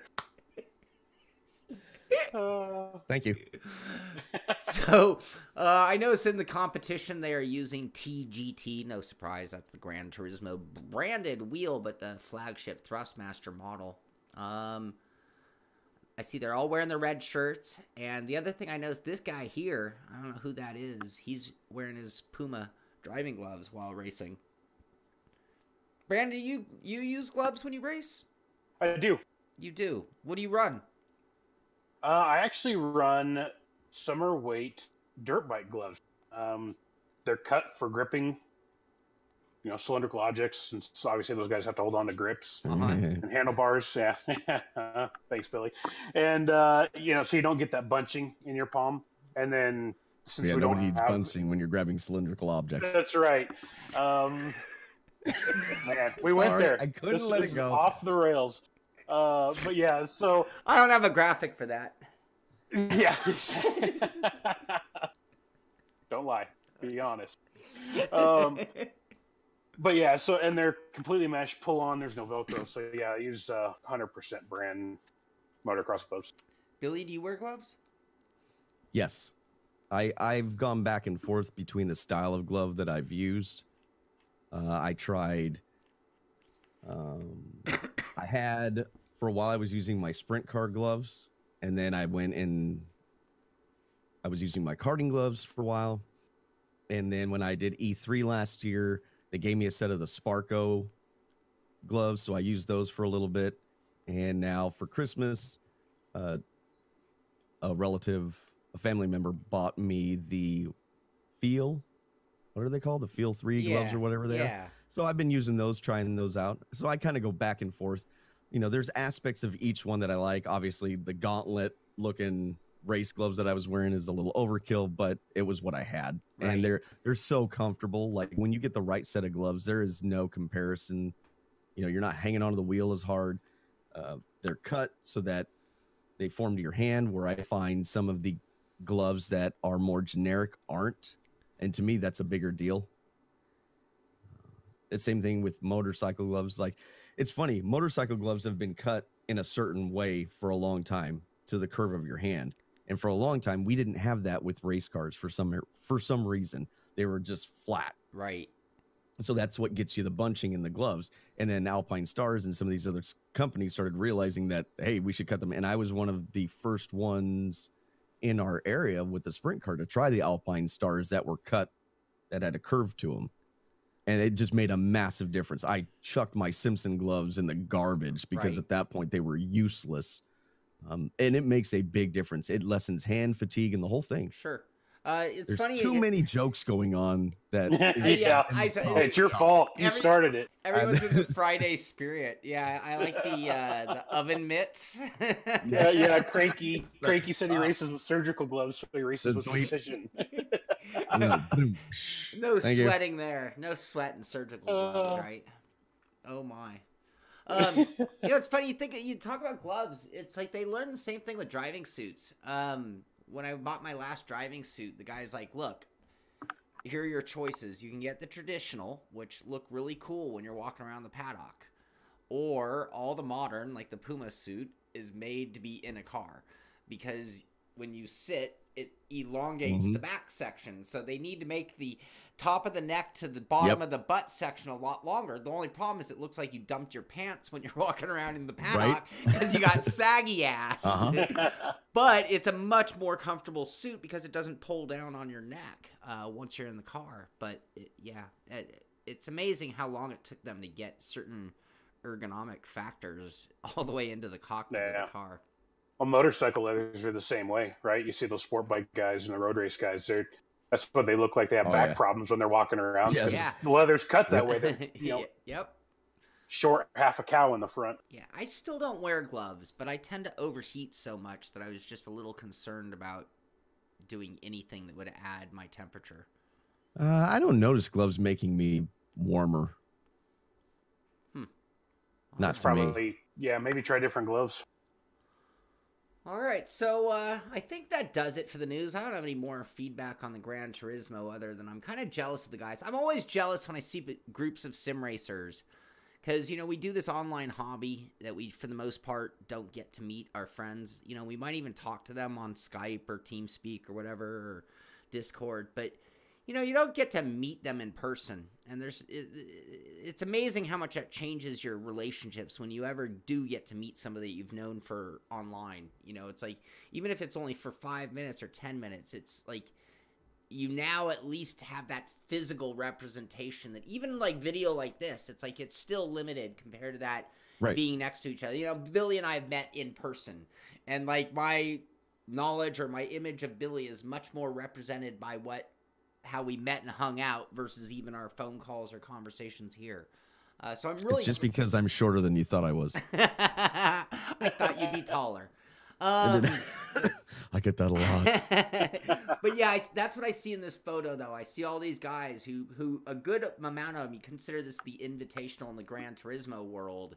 These guys all know each other, especially like Igor Fraga. Every one of these guys knows Igor Fraga, I guarantee you that. But getting to meet and them being able to go home and know, was Igor Fraga a cool guy or was he not, or any of them in there. So that's kind of cool and really special, I think, about the new age of sim racing. It used to just be LAN parties that would allow this. Now the whole esport world is making it happen a lot more often, that's for sure. I know we've talked about it before, but it would be nice if in the States we could have some sort of equivalent to the Euro show and have some sort of meeting of the minds, people in the industry, and some sort of, panel for people to talk about how to move sim racing in a direction that we would like, rather than having, high dollar lawyers and company execs that have no interest in sim racing. Have Do them like, kind of have the poll, like give us a voice or like some sort of representation. town hall style. Yeah, I don't think that there would be a problem with that. I think that you could get a lot of varying perspectives. Nobody's right or wrong, whether you're a hardcore sim racer or somebody that believes that, a Gran Turismo or a Forza Motorsport or even a Trackmania. I don't know, maybe something like that, that those are gateways. Sure. Some sort of intro to, and maybe those aren't the correct ones, but all I'm saying is that get some varying perspectives, get a lot of, it'd be nice to get developers and hardware people kind of all in the same room just to have some sort of a talk about the direction that we want it to go in. Sure. Well, maybe it's somebody from the audience who forces a question that makes the hardware and software guys realize that they don't communicate in the right way, because they're really working for the same goal. Okay, so I'll give you a really good example on this. Like right now, VR. You look at the VR, and the best VR experience seems to be where the VR developers, the hardware developers, are getting involved in the software's development to best utilize the hardware. And is that going on enough or in the right direction, or am I wrong, or is it completely unnecessary in sim racing when we're talking about working with hardware, specifically wheels and pedals? When I think about the next level of clutch and H-pattern shifter stuff that I want, maybe the leap is them working together on it more. Well, at least make them aware of each other, right? Because half the time I don't even know if these companies are aware. And I'm not trying to point fingers. I'm just saying it'd be hard, right? Especially if you're a startup, or maybe you're a developer that never has really gone deep into the sim end of it. You've kind of had this limited knowledge.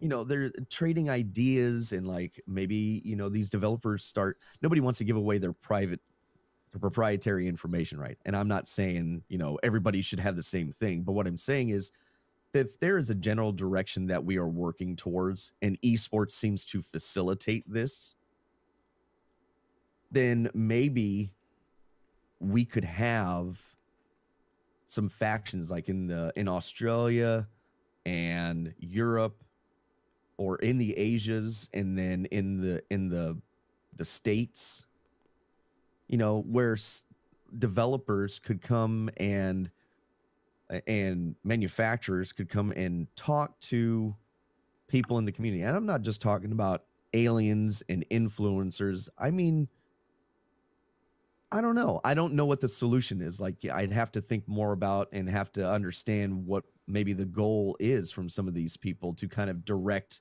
like, okay, this is the direction we need to go, and this is how the talk should be done. Or maybe even give a platform. Right. Have some people with these conferences, maybe like a conference where they get up and they talk about, hey, this is GDC, Game Developers Conference, is a good thing to kind of cite here. Maybe something like that, because I don't know that these guys really get involved with a lot of these things. I know Kunos did a presentation like a year or so ago, right, at something, but that's not typical.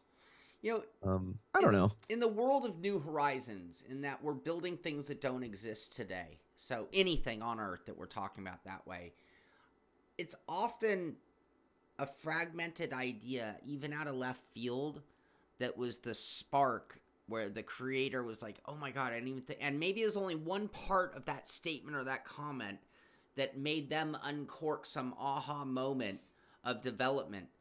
And so, right. Example, I don't know if it was a joke or just a story, but there was a semi-truck stuck under a bridge, and all these CHPs and all these tow truck guys are figuring out how to get it unstuck, and it won't. And it was a passerby and a kid in the car who was like, well, why don't you just let the air out of the tires? And it was like all these people who are professionals in the industry trying to figure out how to unwedge this thing, but it never occurred to somebody to do something as simple as just let the air out. It's going to drop 6 inches, 12 inches, whatever. And it worked. And I don't even know if the story's true, but it works for this right here, in that you give that opportunity. It's the point is sometimes the best fix is the least complicated solution. Yes, and maybe it comes from a 14-year-old kid in the audience who maybe plays Rocket League more than iRacing, but they say something, right? And you know, without that opportunity, you know, or that's a great opportunity, I think, for them to grow and also work with the community in their growth, which is important. Maybe even more important in the new world where everything is so connected versus isolated. Well, and if you think about this, right, the older, I guess this goes into our main topic for the day. If you think about the older guard, people that have been doing this a long time that grew up with petrol-based motorsports, where you had gasoline and the race fuel smell, and just, you know, it smells like racing and it sounds like racing. And we're growing up, you know, kids are growing up in an era where, you know, electric cars are more prevalent, and there's going to be a push towards that, even though you can make an argument about how green that actually is. That's a whole nother topic. Is it just because they weren't exposed to it in the same way we were all exposed to it? So to have these different perspectives all in one room, and to get people to realize that, why aren't you including gamified sections into your game? Why don't you have a victory celebration? Why don't you have these, you know, woohoo and aha moments when you win, or when you progress through a career? You know, some people don't want that. Well, great, you can turn it off. Right. But what about the people that do? Right. Would it expand the appeal? Would you get more people playing? And that's a conversation to have. Maybe it won't. I have no idea. But has anybody sat down and just thought about not what just they want out of it, but what could be beneficial for everybody? Right. Right. I don't know. A while ago, we talked about that poll that turned out to be an information grab. But it was like, you know, maybe right now having a town hall isn't realistic because you'd have to pick a spot and how many people of your real audience would be there. I completely agree. I'd love to build something in North America that can rival the European version, you know, with just whether it's just products or get together or symposiums or whatever. Right. Yeah, anything to get the ball rolling would be great. But, you know, I don't even see that feature of having like a poll or an avenue for people to give feedback, you know, which is two parts, making it available to them, whether it's a submit via any method. I mean, because if you give them the opportunity to submit to a spot so that they can give feedback that will be used for development, I'm sure that inbox would fill up. If you made a poll, I'm sure the poll will get filled out. And what it does require is somebody on the other end, on that developer end, who's going to gather that information, whether it be a poll and look at the stats and bring it back to a board. Right. You have to have people that are receptive to the idea. So, you know, don't just show up and just say, oh, you know, I get brownie points for making it. Like, we need people from all walks of life. We need developers from all spectrums. We need hardware manufacturers from Logitech clear up to Leo Bodner to come in and say, here's a range of products. We don't need, not everybody's going to be able to buy the high-end thing, or not everybody's going to be able to buy every sim. Right. So maybe if there's some sort of way, you know, and I appreciate the BSR Pocket saying, you know, this is a good start to it, and I appreciate that. But we're only two voices, and we have plans to put other people on here, but we're still relatively narrow in scope. So it would be nice to have a larger pool of people, you know, not just you and I, talk. Sure. Just hang out. Just say, you know, dude, it's so cool that you guys did this, but what about this? Sure. Or look what they're doing over here. You know, get those exchange of ideas, not necessarily their secrets, but just an exchange of ideas going that doesn't cater to one small subset. I always, and people sometimes don't like it when I say this, but the problem sometimes we have is you focus on one narrow subset, and I'm going to use aliens as an example. When you focus a title on aliens, aliens have the ability to adapt to things, and they don't want them to change because then that takes away their edge. So if you make something that just focuses on those guys, you've limited the scope of people that will want to play. But if you make it for a broader audience, those fast guys will still figure it out. Sure. They're still going to be the broader fast scope. guys too. They're still going to be fast. Right. But what you've done is you've allowed a larger pool of people to enjoy playing whatever it is you've made. Yep. The other thing is, if these developers were on stage or up there with their ears and eyes focused, and somebody comes up to the mic and is like, "Hey, so," and don't worry about my example here, but hey, why don't you have flat spotting? That's a big part of racing.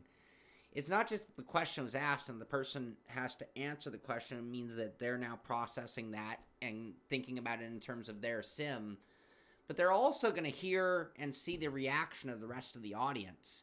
So it becomes a poll more than a question. It's like, if that guy says something like that and all of a sudden there's a murmur or a bunch of people nodding in agreement, then the developer knows, hey, the public is really asking, not just that guy. That was a public question, because look at how people got, wanted to know that answer. It'd go a long way. It certainly would. We're striving. We always talk sim pizza. We're always talking about, I don't understand why one sim doesn't steal, even if it's just in concept, from the other sims. Why has it taken every sim so long to react and copy in some way, shape, or form the ranking system within iRacing? It's like the whole sim racing world admires iRacing's implementation of a safety rating and iRating and all those things, and we can point out the flaws all day in it. But at the same time, what has taken the other sims 8 years to feel the need to do something, even though that's something that almost anybody who's a fan of iRacing would say is maybe its best quality of all. And so it's kind of weird. I'm shocked at how little espionage. No, it's not even that, because it's not even blatant copying. It's not. But there's we've hit on this before, and not to beat a dead horse about it, but it's just sometimes they get wrapped up in their own vision and their own bubble and their own fanboys, because they can't go too far from their camp. Right. And so you want to, I understand, and as a fan of something, I will go outside again and of the sim racing genre. Oh, you know what? Screw it. The original Forza Motorsport, I used to really enjoy. I was going to use Resident Evil as an example, but a more relevant example would be Forza Motorsport, and the fact that I really enjoyed Forza Motorsport.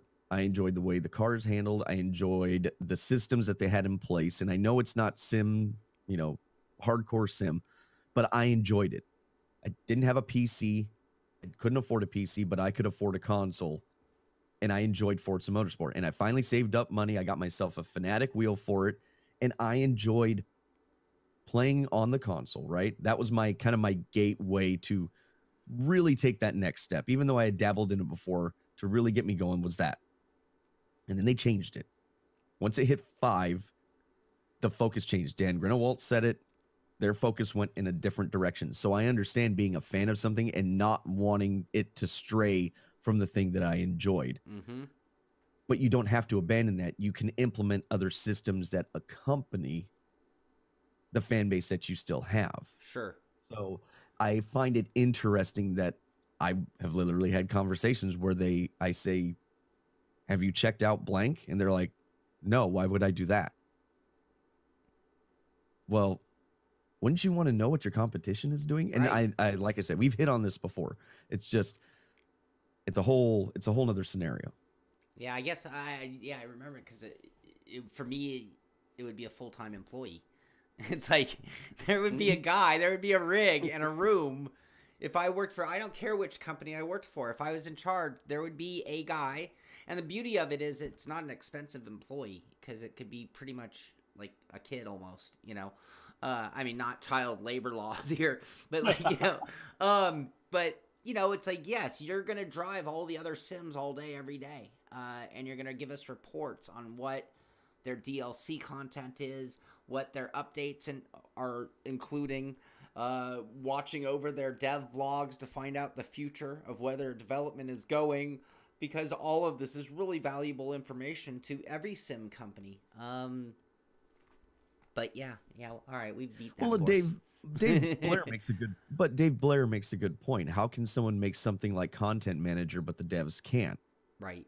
Content Manager completely changes what you can do with Assetto Corsa and gives it new life, especially with that Soul mod. If you put those two things together, it's almost a completely different game. Right.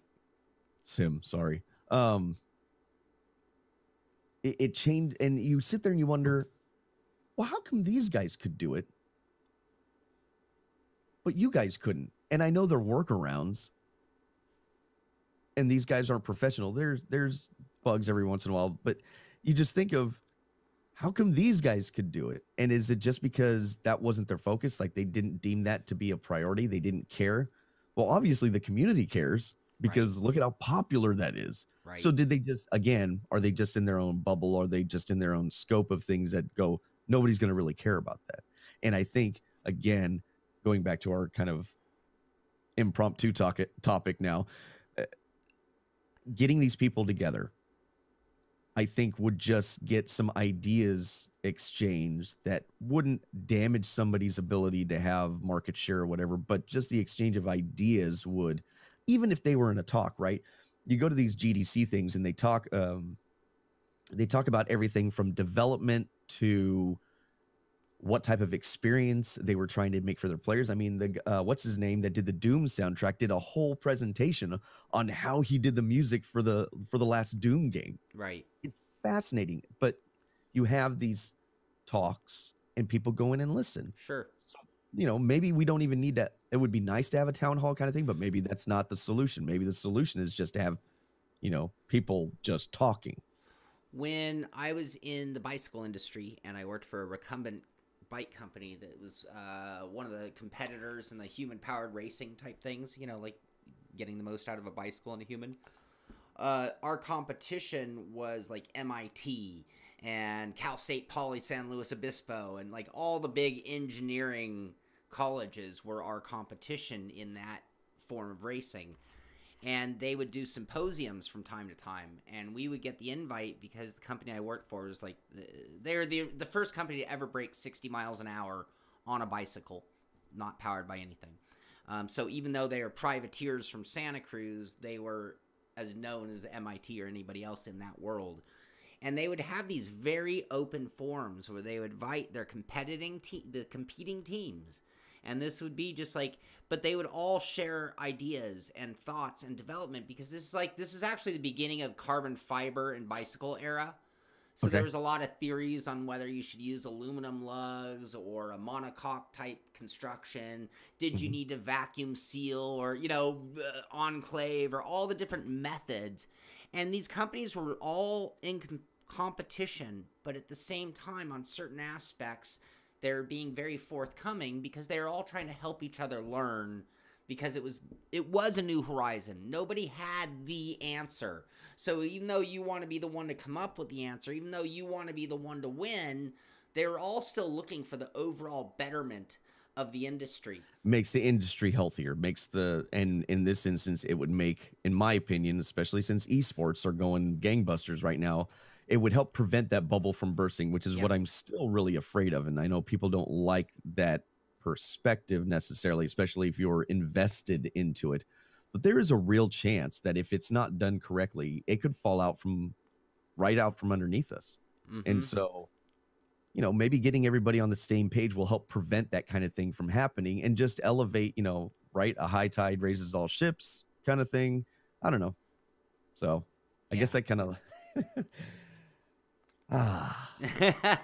Yes. Talk about anything.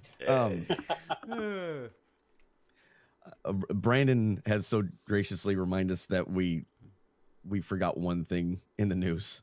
What? So iRacing had the new tire model debut with the Skip Barber car. Oh yes, I don't have a graphic for that one, but I can. Yeah, so he pulled this off of the forum, and I quote, as Dave K, and I talked, it became clear. I don't know who I is, but it became clear to me that this isn't the final iteration of the new tire model 7 Skippy, but the first. And there was a reduction in engine power, as you've seen, while there was no reduction in grip. It should have been the other way around. There was excessive grip in previous versions because the tire models were not as realistic as new tire model 7, and new tire model 7 doesn't require as much grip. Expect to see power restored and less grip as new tire model 7 gets tweaked, thanks to your testing. So it's going to go back to ice racing. They made a mistake, and they made it feel too much like a real car. This is why you don't employ the public to make the decisions. Yes. This is what I literally said this the week before, or whenever we talked about new tire model 7. I said, you don't release stuff like this because then you get the opinions of everybody else. Right. And you're not paying attention to what you should be. And while it would have been nicer to have a car from each so you could test to see what the actual difference the tire model made, there might have been too much grip in this iteration. But now we go back to people want it right. People get comfortable with what they were running and they go back the opposite direction. Oh, well, we're going to have to make it closer to what the other one was because everybody likes it that way. That's what everybody's used to. That's the setups that they have. Why? You know, this is one of those accidents that they should have learned from, in my opinion. Like, if they made that mistake, quite honestly, they should go back and drive the car and then maybe go drive a real Skippy again. And it's like, wait, you guys might not want to undo what you accidentally did. So it could have used a tweak. Yes. Sorry to interject, but the thing that made this stand out to me is it's Dave Kimmer, and the I in this quote was John Henry.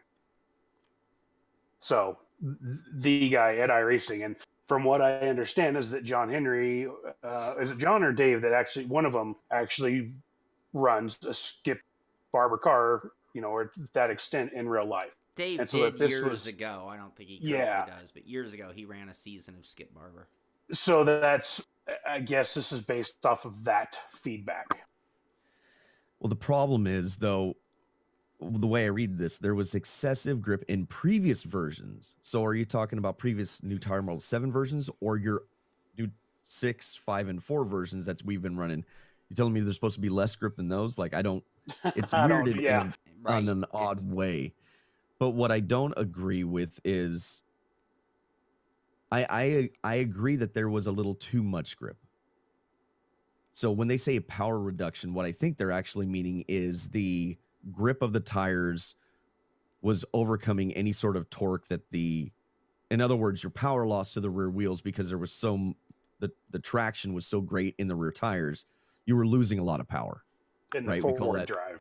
Right. We're talking about power to the actual, we're not talking about engine horsepower. We're talking about powers to the actual rear wheel where you lose that horsepower in transfer from transmission and all this kind of stuff. And then when it finally hits the rear tires, the tire grip is too great. It gives the car a feeling of there's nothing to it.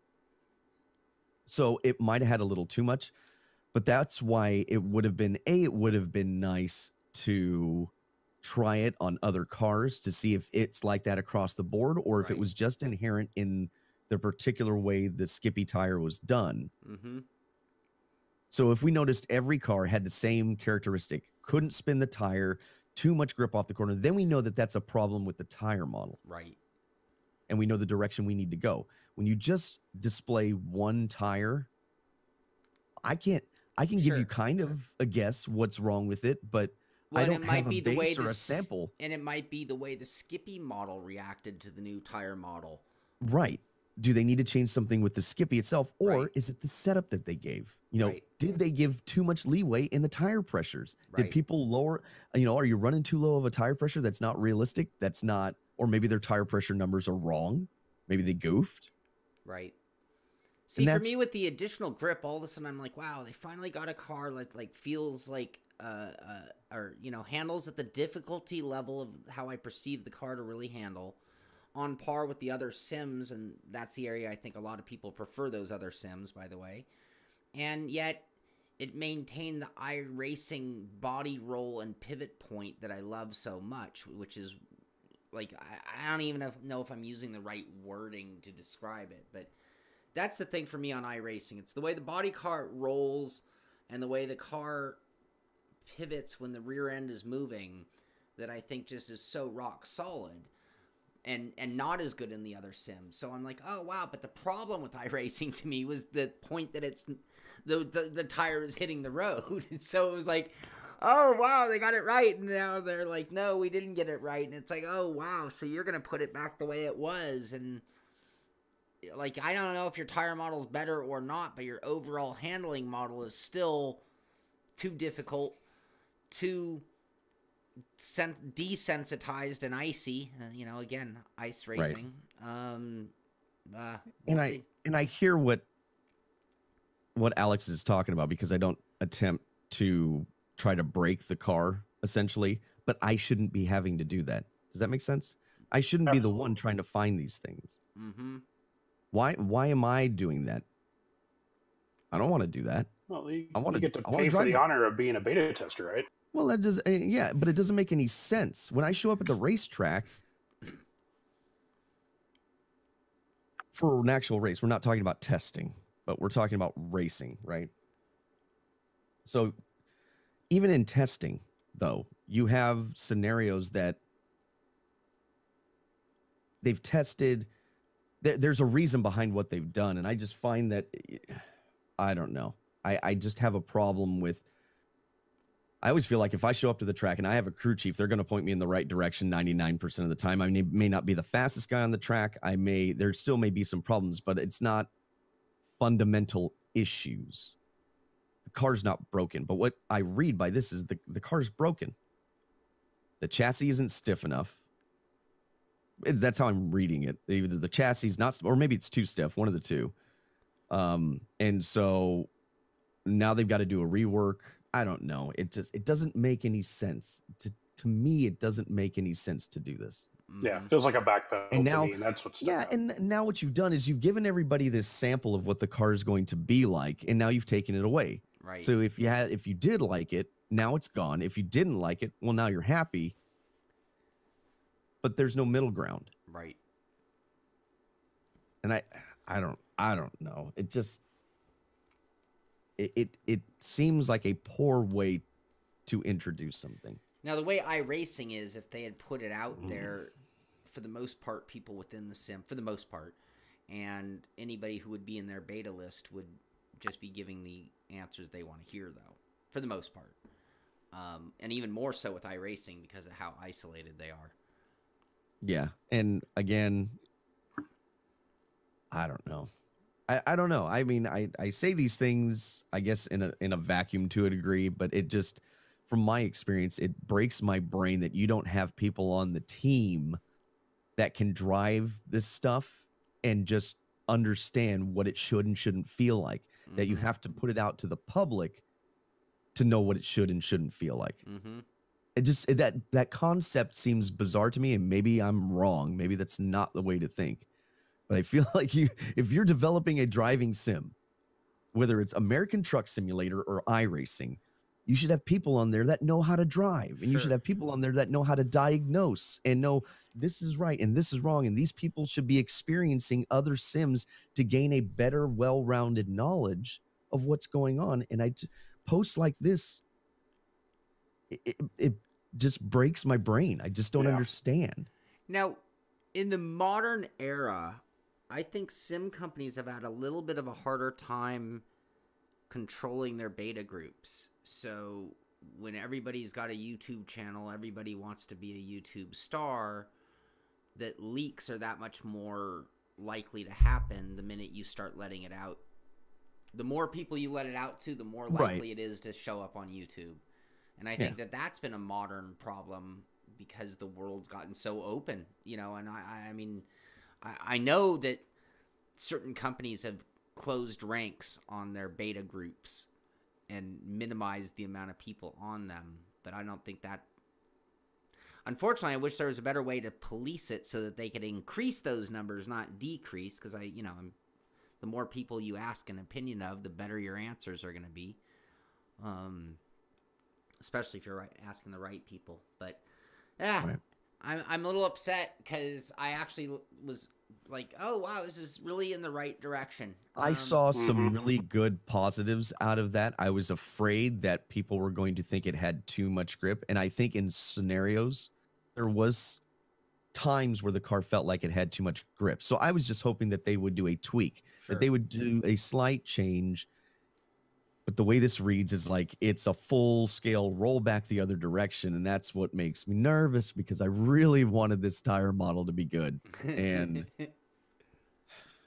I don't know. It's frustrating. And it's frustrating because I don't know what they mean. I think that's the other thing is I don't know what they're talking about. Right. In terms of how far are they going to roll it back? What grip level are we talking about now? Is this just not articulated very well that you mean there's only going to be a slight reduction in grip? Or are you talking full scale back the opposite direction where we came from? And I think what's the point? Right. And then why you wasted all this time? You literally wasted time on this. And it's frustrating. I just would like a better explanation. I know maybe it doesn't mean much to most people, but I read stuff like this and this is the stuff that frustrates me.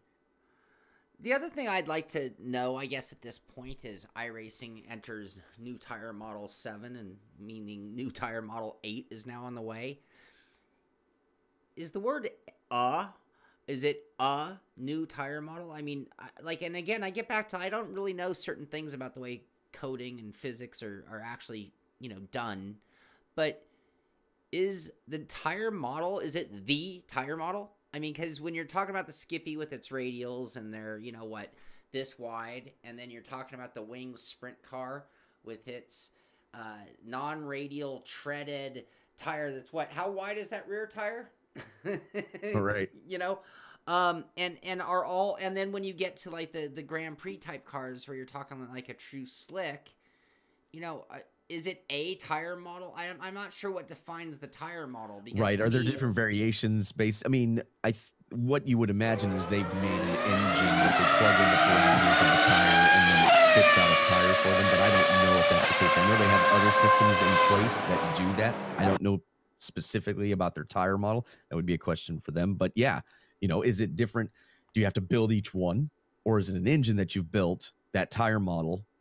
New tire model 7 is this engine, and you put all the parameters in, and then boom, it spits out a tire. Right. Because there are ones that do that. Right.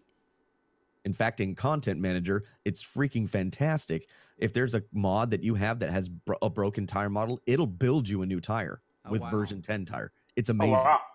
Oh, it's incredible. That's really you can't race online with it because nobody else has the same version. But if you're just offline racing, it's awesome. You can just tell it. It looks at the parameters. It looks at all the V10 Kunos tires, and it goes, okay, here's all. You pick the ones that you feel are relevant, like the groups, and you want a hard racing slick for your car.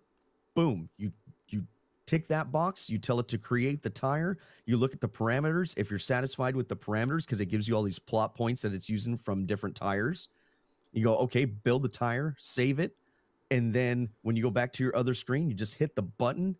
It erases all the other tires. So if you don't want to do that, then obviously make a copy or something.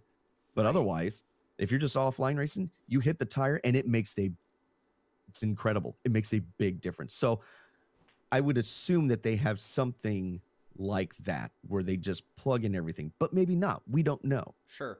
And then even then, and maybe that's where some of the tweaks come, is maybe it's working well on one end of the parameter scale. So when they're using a certain strength sidewall with a certain width tire, it seems to work well.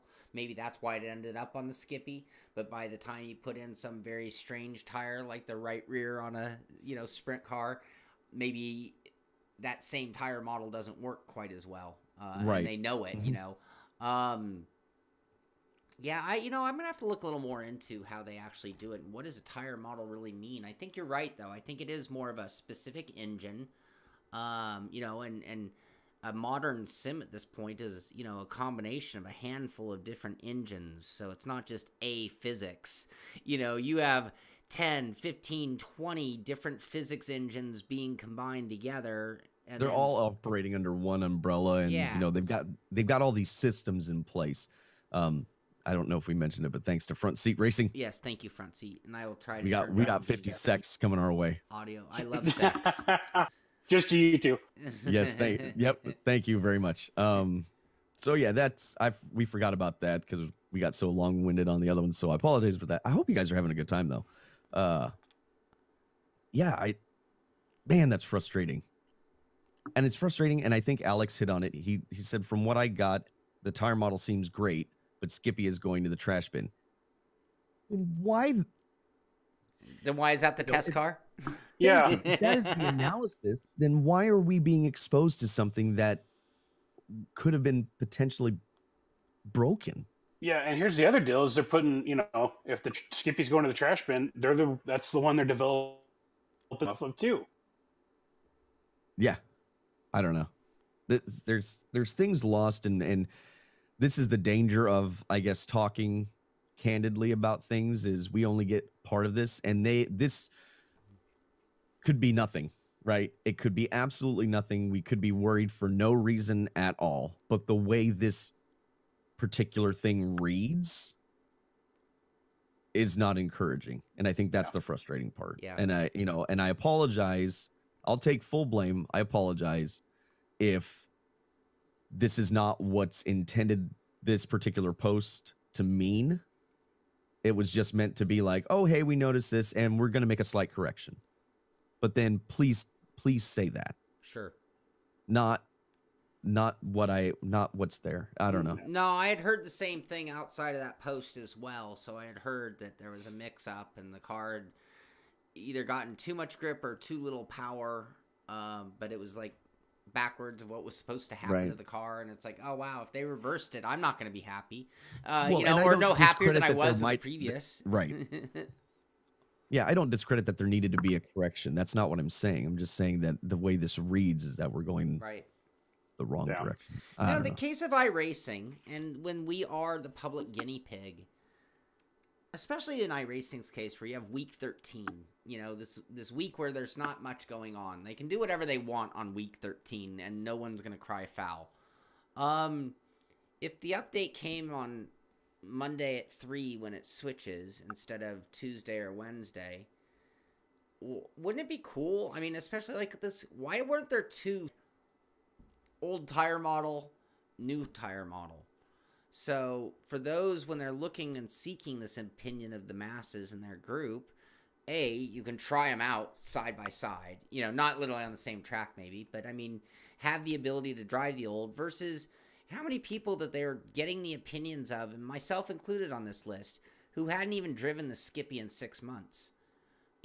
My last exposure to the Skippy was when they fixed the Skippy, and I think that was about new tire model 5, if I'm not mistaken, where the Skippy became a really fun car to drive, and I drove it for a while, and then I put it away. I haven't driven the Skippy in a very, very long time. So then when I'm giving my feedback and opinion, it's almost like hitting a reset. It didn't matter that it was an old car at all. It was, here's a car and here's a tire model, and I just went back to ground zero, which was, how does this feel in my brain compared to how a car of this size, power, and balance should drive? And that's all. I mean, unless it's the car I drove yesterday, that's all I can really use. It's like, okay, here's a super low horsepower school car on radial tires, which should be a pretty darn forgiving car. Like, that's its sole purpose in life is right. It's an entry level car for a reason. Yes. Yeah. And when I drove the car, I'm like, hey, this is exactly, if I were going to start a driving school and I have to put people's lives on the line, my inventory of cars on the line, this is how I want it to handle. Well, and it's a good car, right? Because it teaches you the fundamentals of momentum, having good lines. Yep.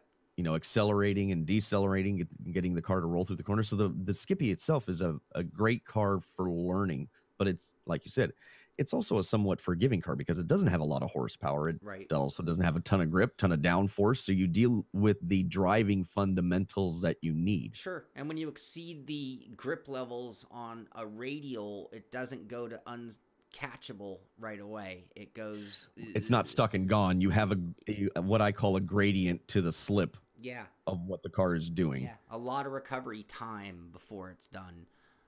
Versus a slick, sometimes on a slick, the minute you've exceeded it, there is no recovery, you know? Yeah. Well, hopefully they don't break the car. Hopefully, you know, they keep some of the positives that came about with this new tire model implementation. And, you know, hopefully they can kind of skirt the topic of, you know, it's sim racing on ice, you know, and can kind of improve that perception that people have about iRacing. Yeah, it's yeah. Well. we'll keep our fingers crossed. It's a little depressing because I don't understand what they mean, and I could be reading too much into it, but then they should be more clear about what they're saying. Well, and that's the fun of this show is we get to just speculate, and it's like, we're not trying to be right or wrong here. We're just throwing down opinions, you know. No, I'd love to be wrong. I'd love it if every sim was amazing and there was nothing like this to talk about, and all we could talk about is all the good stuff and how much fun we're having. Like, that's what I want to be talking about, you know. To a degree, that's what the news section and what we're racing and all that's what it's supposed to be. It's supposed to be about the fun that we're having. But then we come across these stories that just kind of make you do a head shake, or, you know, like when we started with Dirt Rally 2.0, when we get a new title, when people want to know, and we have to, I feel like it's my job, even though it's not really a job, but I feel like it's my duty to be informative, and whether you agree with me or not, at least I'm making you aware of it. Sure. Yeah. Well, if they know you and know your opinion, you always use that like with a grain of salt, so to speak, you know, but it's like anybody I listen to for opinion's sake, I tend to know what they feel about things. So if they give something a certain positive review, I'm like, okay, well, like me, I'll use me as an example. I am a positive reviewer. You know that if I review something on my show, it's going to get a fairly positive review, because if it was a crap review, I would have kicked it. That's what the shows that I dump, things I don't want to review, things that aren't worthy of sim racers owning. I review things that are worth owning. And then I give you the, you know, but then from there, you kind of have to listen to what I say and read between the lines a little bit and know the types of things that, well, Shaun tends to like these kind of things or tends to not like these. And then you have to put that to your opinion. And when I'm looking at other reviewers for other types of things, it's the same thing. It's like, well, you know, maybe that guy's taller and he always likes certain things, but I'm a shorter driver, so I have to listen to him. I trust his opinion, but I'm a short guy, so I have to put that little twist on his review and use a little bit of my brain power on top of it to really know where it feels for me using his thoughts. Same thing with our thoughts and opinions. You know, I think people have to always have a little bit of a grain of salt, and don't just agree with me just to agree with me. I mean, have your own opinion, and I encourage people that if they disagree with what I'm saying, that's fine. You know, you're not gonna hurt my feelings, and I encourage you to have your own opinion. If you do agree with me, great, and if you don't agree with me, as long as you've got some sort of foundation for that, cool. So the point is that I'm talking about the new tire model 7. No, I did not go and try to find the exploits of the car. So to me, I'm just looking at it needs some tweaking, you know, but the problem I have is if everybody else, you know, because David and Alex, they're talking about, you know, you can just crank the wheel over and just plant the throttle and it just goes around the corner. That should never have been released. That's the point that I'm making. That should never have been released then. You should have somebody in the sim development team doing that and going, oh, wait, guys, we have a problem. Don't release this to the public. Right. Yeah. Or, you know, if they're short on beta testers and this is their answer to it, instead, why don't you go to the regulars in the Skippy series, look at your top 10 or your top 20, you know, of your finishers from last season and go, hey guys, would you be willing to test this out for us? And, maybe try it that way. And sure, it's not a totally objective selection, but those are the guys who are going to find exploits. In the case of iRacing, I'm guessing they have a top 20 list of guys who, like, I always say that in sim racing, we have people who want to do different things. Like, there are guys who just want to be painters.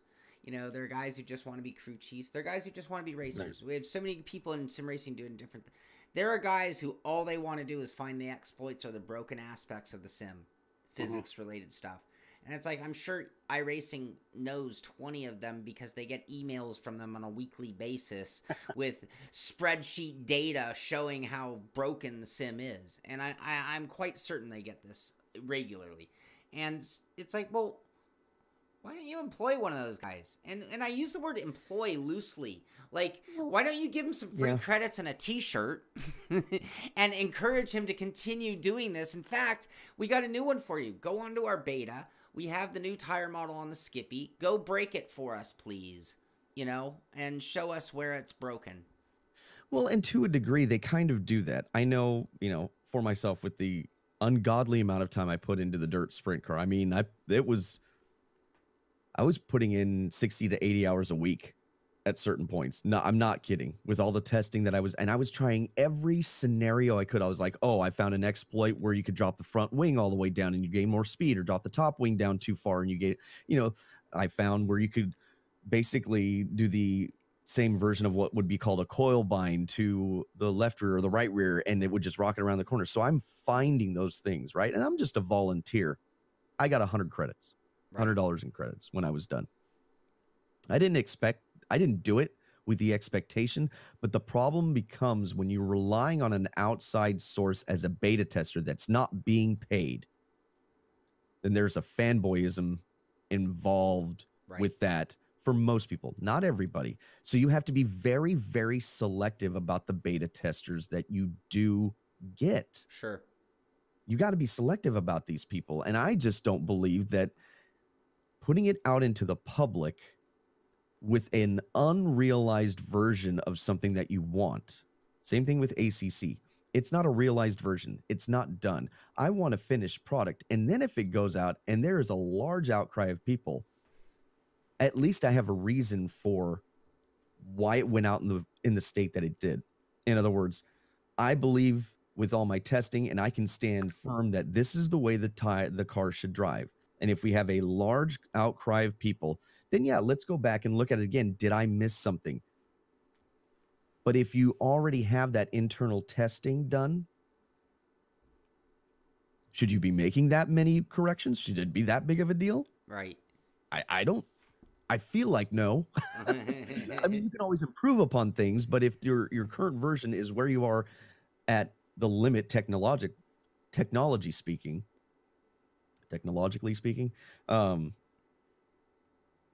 like that's it. Right. You've made this, you've given yourself a deadline. This is the tire model as of right now. Now we're going to work on refinement for another tire model, whatever. I don't know. It's just, it bothers. Fuck. No. I don't know. Sorry. Well, I don't get it. I don't understand. I think we all feel your frustration. You know what I mean? It's like, you just want a good product. So, and I think we can go on about this probably for quite some time. I need to shut up. Sorry, I need to shut up. I did want to pose, Shaun, unless you had any more final thoughts on that. No, I mean, we're going to come back to this topic again. This is the last we're going to hear. Oh, yeah. No. It'll come back. Sure. But Baza from the chat had a question, and we could probably keep this fairly short. But why do you guys think Automobilista isn't as popular as it should be? Or why do you think it's as popular as it is, I guess, would be the proper way to word that. I think we've actually talked about this before. A little bit. To me, I think of Automobilista as a regional sim. And I wouldn't say that about mini sims. It's so geography-based that it does limit their clientele to an extent. Because when you think like their latest thing, the Puma, I've never heard of a Puma in my entire life. And I don't think that's Right. a fake name. That's the name of a car. No, it is. Yeah, it's real. Yeah, so it's so regional. And you could say the same thing of almost every sim, in that like Assetto Corsa is very Italian centric, right? But they, you know, that if you're gonna be one region in the world of automotive, you might as well be Italian. Sure, I'll take a Ferrari. But I think that's a big thing. I mean, you look at licensing, and licensing is a big deal. Live for Speed, you know, if they don't get licensing, That's probably, will they be mainstream ever again? So I think that's the single biggest, because Automobilista is wonderful. The guys at Riza are masters of the rFactor engine. So when you have a lot of games out there that actually use the rFactor engine for the basis, I think Riza are as good as it gets, including the guys who make the engine rFactor themselves. So they're really good at working it. But again, I don't really need to drive a Puma. And as much as I'd love to drive Button Willow here in the States, I don't expect anyone in a different state even who doesn't know Button Willow to even care about a club level track in California.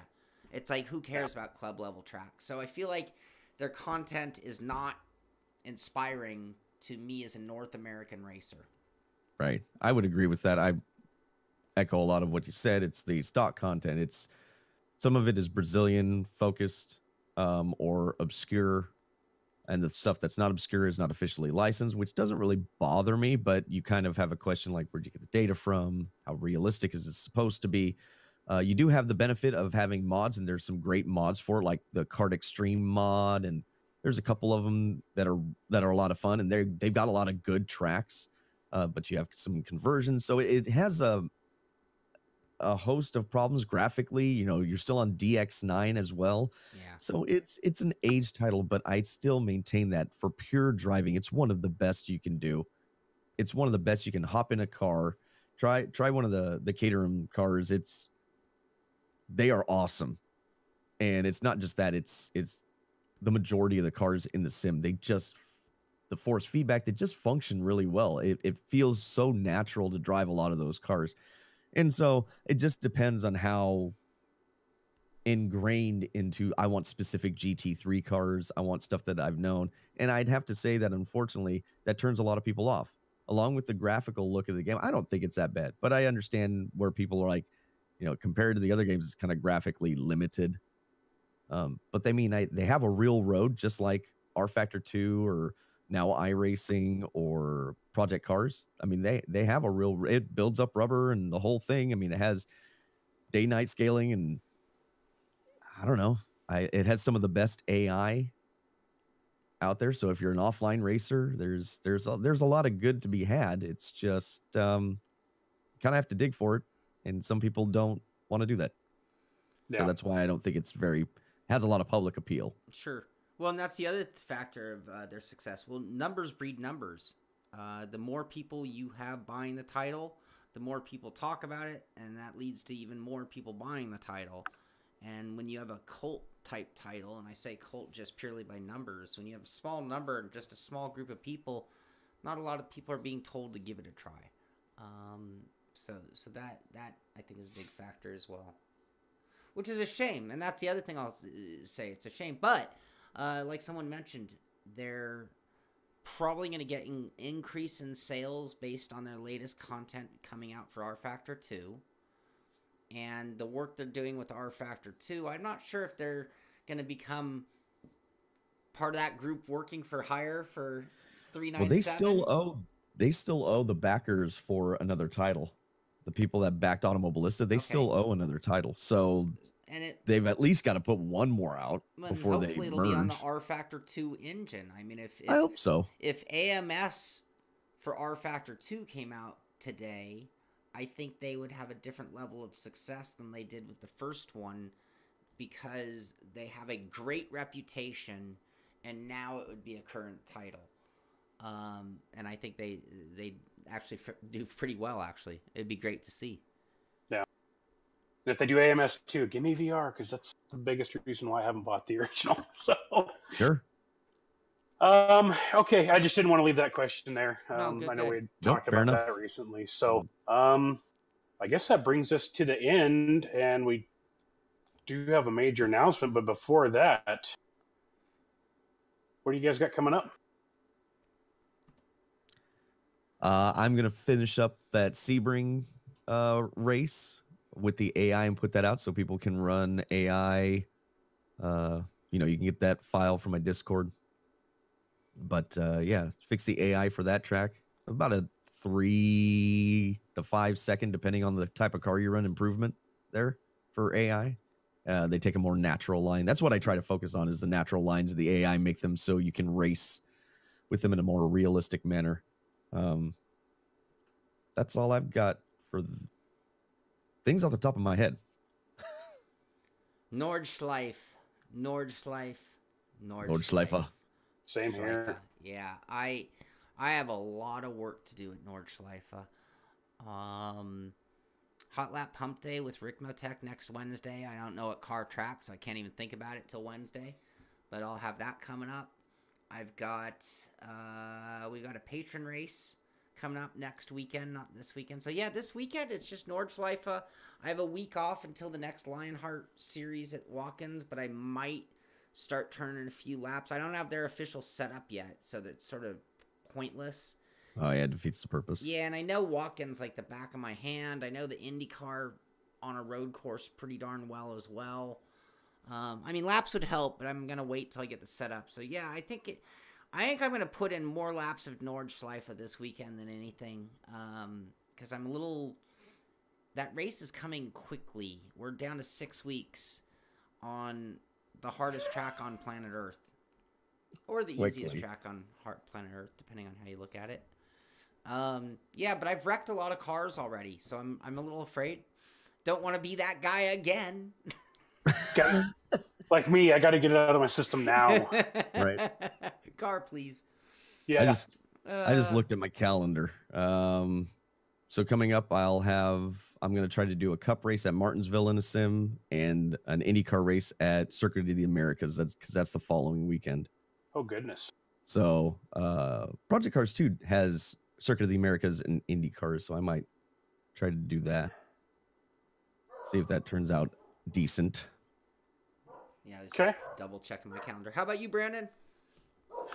Nords for me as well. I got to get a grip on that place, but still a lot of time, so we'll go from there. And then got some stuff for the show. Gonna have to. Yeah. So what's going on? You mentioned something about some big news coming, something different. So how many episodes? What is this? 13? This is episode 13. 13th episode, and I don't know if that's ominous being episode 13, but Shaun, is it fine if I announce this, or did you want to? So next, yeah, you announce away. Okay, next week we're gonna have our first guest. We're not starting off with all things lining up. Obviously, they have their schedule to accommodate, and we've got to make sure we're good on the technical side from our end. But we're starting off with one it's not exactly a small undertaking. So we're gonna have, if everything goes according to plan, Gamer Muscle on next week. So hopefully you all will tune in and enjoy the show, because I'm sure it's going to be a good one. That should be fun. I'm very much looking forward to that. And just so people know, conceptually, we always planned on having guests on this show. It's just we wanted to come up with a name. We wanted to get a few things in order, learn to walk before we run. But it is time that from time to time you will see a guest host on.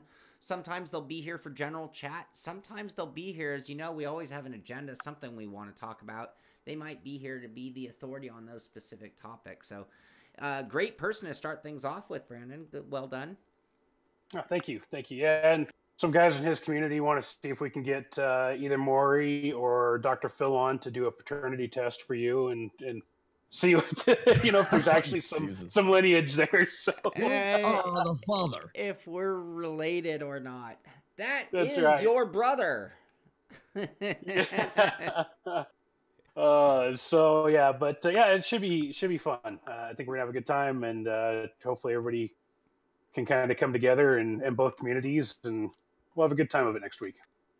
Very cool. Very cool. All right. Well, I know he has a strong opinion on things, and I think that's what I've really started to love about the Beyond the Sim show here, is that it's just all about opinions. You know, we're not here but throwing down flashy videos or anything like that. No fancy editing. It's just hardcore discussion about sim racing, and he'll be a great conversation, that's for sure.